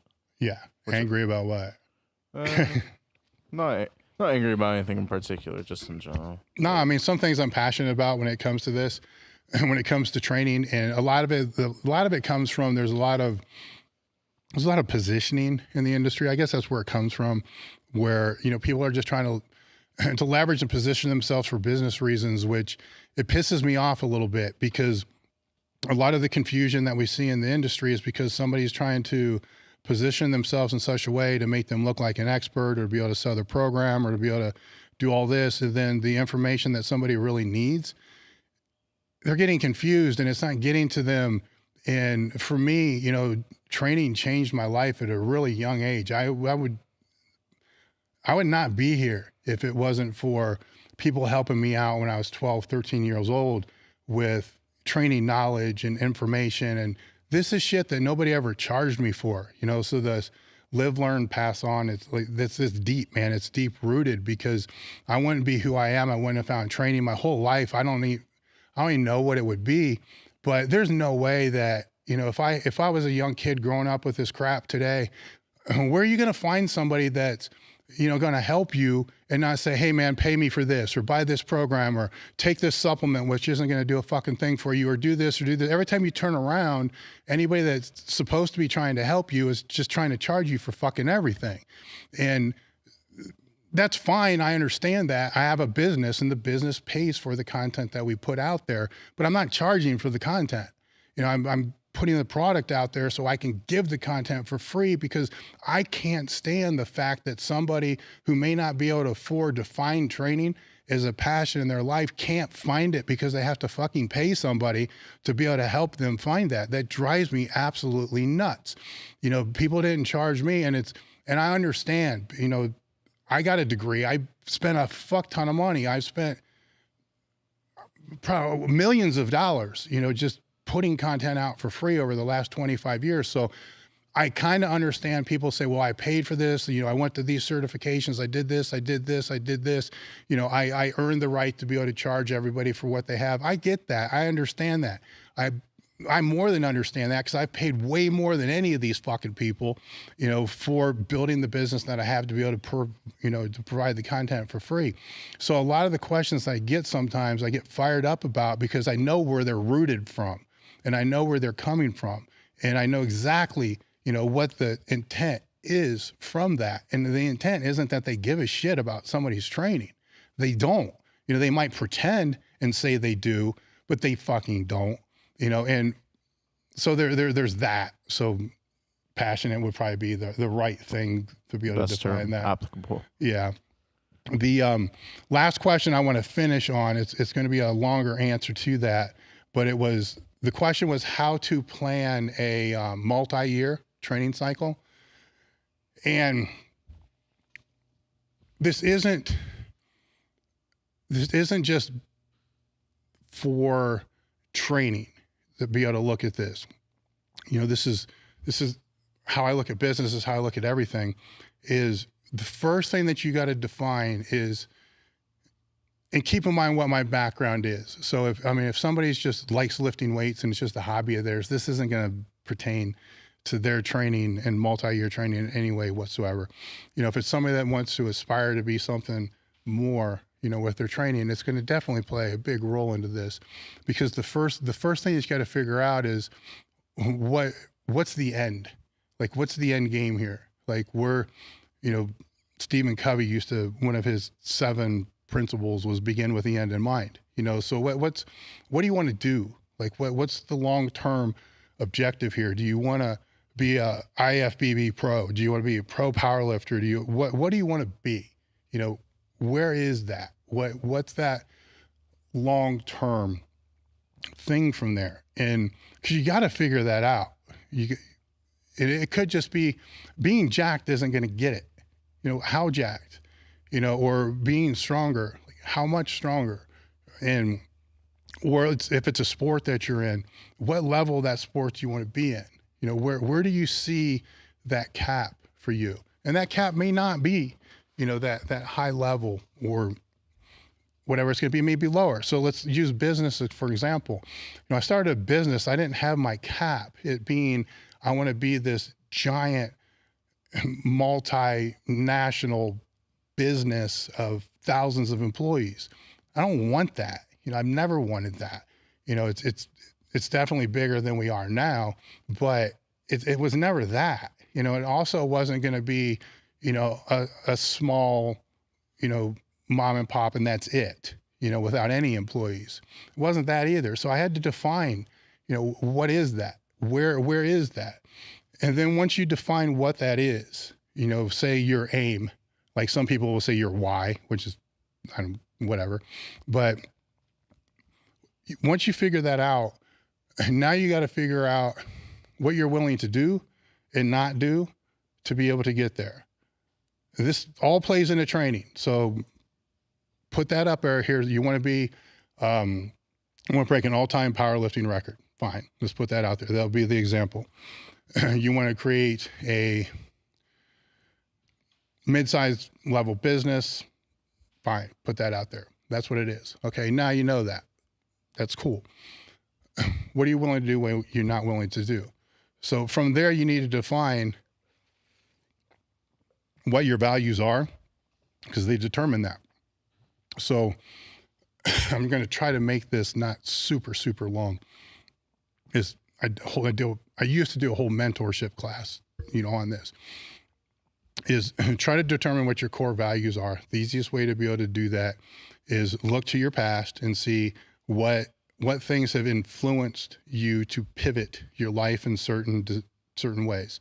It could have been Rocky, right? It could have been a high school teacher. It could have been a coach. It could have been whoever it is, write down their names. Just write down the character name or the person's name.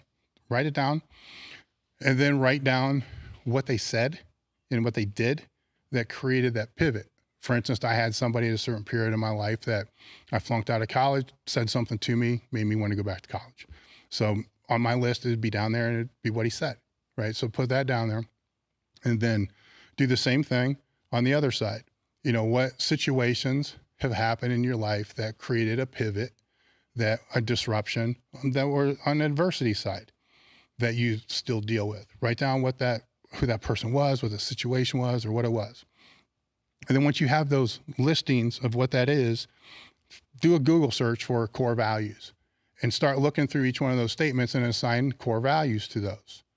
So on one side, you're going to see core values that propelled you into a positive way. On the other side, you're going to see core values that pissed you off so much that it changed your life. So then it's the opposite of whatever that was.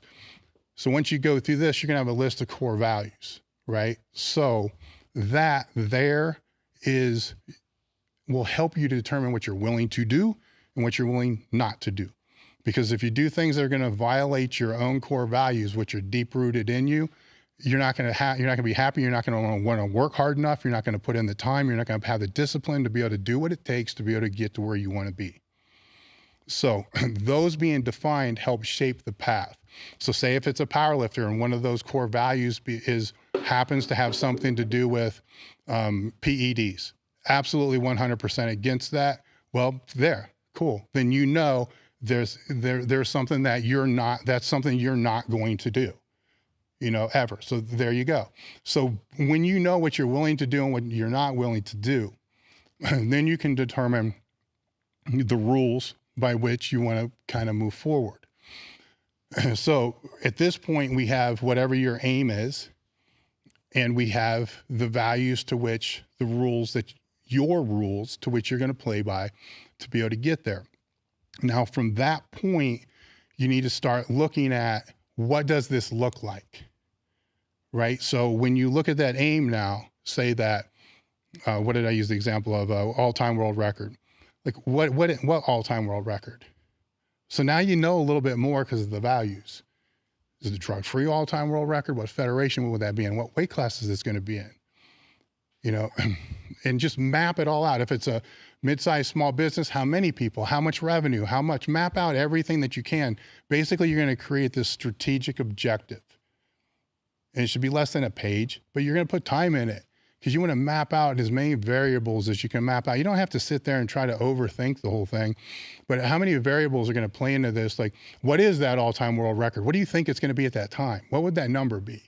What's the revenue? So what's the revenue that you think for the business is going to be? What do you think it's going to be at that time? Because, inflation, change. What do you think that's going to be? And then once you have that objective, now you have what you can pull from that. You can go through that and you can highlight certain indicators that can be tracked. You can either track it by the pounds, PRs, stuff like that, or you can track it on a scale of 1 to 5. Like, oh yeah, if I'm going to be at this point here, my discipline and commitment should be high. Well, how do you know what that is? So just create it on a scale of 1 to 5. It needs to be a 5 by the time I get there. And so any indicator that you can create out of that strategic objective, you want to be able to create, because that's going to be what shows you if you're moving forward or moving backward or staying neutral. Now from there, what you have is a basic time, and in that strategic objective, you're going to ask yourself, when do you think this is possible? When do you want to make it possible? Because now that you know all this, you can sit back and look and see, is this realistic in the time that I'm saying? And I wouldn't make it any less than 3 years.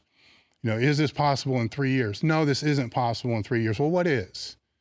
Maybe it's possible in 6 years, but what's possible in that 3 years? Then you map that all out. Then once you have all those indicators, you have a way of knowing if you're heading in the right direction or not. Now, from there, if it's based upon 3 years or 5 years, I wouldn't go any further than 5 years. Now, take those indicators and say, okay, if this is where I need to be in 5 years, where do I need to be in 4 years to be on track for that? Where do I need to be on 3 years? Then you write all this shit down. Where do I need to be in 2 years? Where do I need to be in 1 year? So as you write all this down, you'll be able to now have something that is 12 months away, that's still going towards where your ultimate direction wants to be.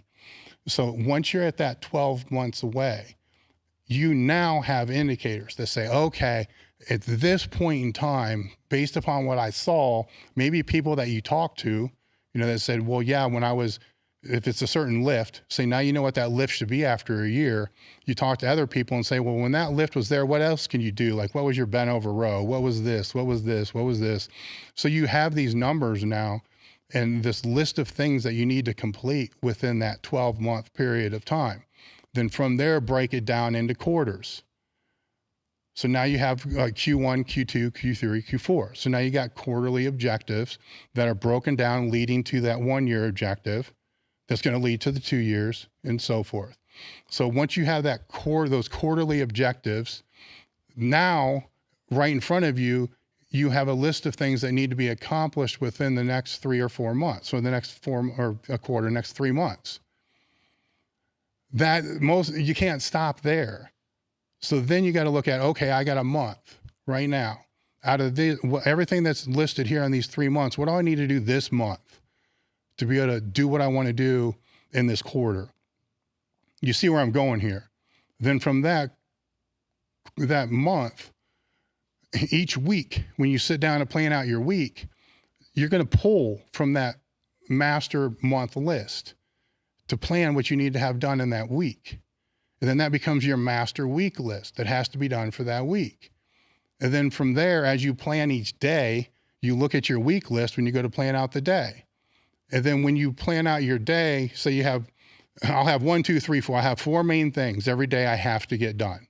Or I have to have progress on those things to get done, because those 4 things play into what I have to get done this week, which plays in what has to be done before the end of the month. Those 4 things are a priority. They are the priority for the day. And then the second list of shit that I have would just be called admin, which are just to-dos. And then those are just all the other things that have to get done in between those other things. But these are the main things that have to be done. When you go through these steps and you break it all the way down, you end up with what has to be done in that training session for that day, working backwards to be able to know this training session leads to what needs to be done for this week leads to what needs to be done for this month leads to what needs to be done for this quarter. So you're working back from wherever that big plan is to be able to move forward. Most people, when they start looking at multi-year plans, they look at what's being done today and then what they should do tomorrow, and then what they should do the next day, and then what they should be do the next day. Then after a few years, they wonder why in the fuck they never moved forward, because they never knew where they were going. They just stacked a day atop a day atop a day atop a day, which a lot of the day is, because most of the day is administrative crap. Most of the training is the basic sets and the reps. That's probably 80% of the training is the basic sets and the reps and all the crap that you just have to do to be able to get the day and the work done. But if you don't put in those main things each day that are going to build onto that week, onto that month, onto that quarter, onto that year, then you can't blame anybody but yourself, because you didn't build out that plan, that multi-year plan. With Olympic sports, it's quadrennials, so they work back, from that. Then they plan out that quadrennial. Then all of a sudden you begin to see how important some of the things I was talking about earlier with training sessions about being audible ready, being able to pivot, being able to make the changes, because in that day, changes are going to have to be made to be able to get those 4 main things done that have to be done that day to be able to have things done that week. And if you get caught up in the minutia of all the other stuff, those 4 things never get done. And you just spin wheels and you spin wheels and you spin wheels and you spin wheels, and you never move forward from that. So that's a very condensed version of how to create a multi-year plan. It applies basically to anything. So I think that's pretty much where I'll end it here. Thank you guys for tuning in. I have no idea how long this went. About 2 hours, 25 minutes. All right, so 2 hours and 25 minutes. Appreciate you guys. I'm going to do more of the AMAs like this. I don't know what the schedule is going to be. It's not going to be weekly. It might be once a month because these are long, but I'm going to keep doing them on the same path. I appreciate all the super chats. The super chats do help us be able to put out the content like this and more of it as we kind of move forward with this, and share the episode. If you're listening to it on one of the podcast channels, share it with a friend, text it to them. If you liked it. If you didn't like it, don't send it to anybody. If you thought it sucked, sorry. I apologize for wasting your time. But if you thought it was good, yeah. If you think it has value, if the thing that helps, share with somebody, because it helps us. Hit the like button, subscribe, all the other stuff that you're supposed to do. Just do something. Yeah, just do something. Appreciate it, and we're out.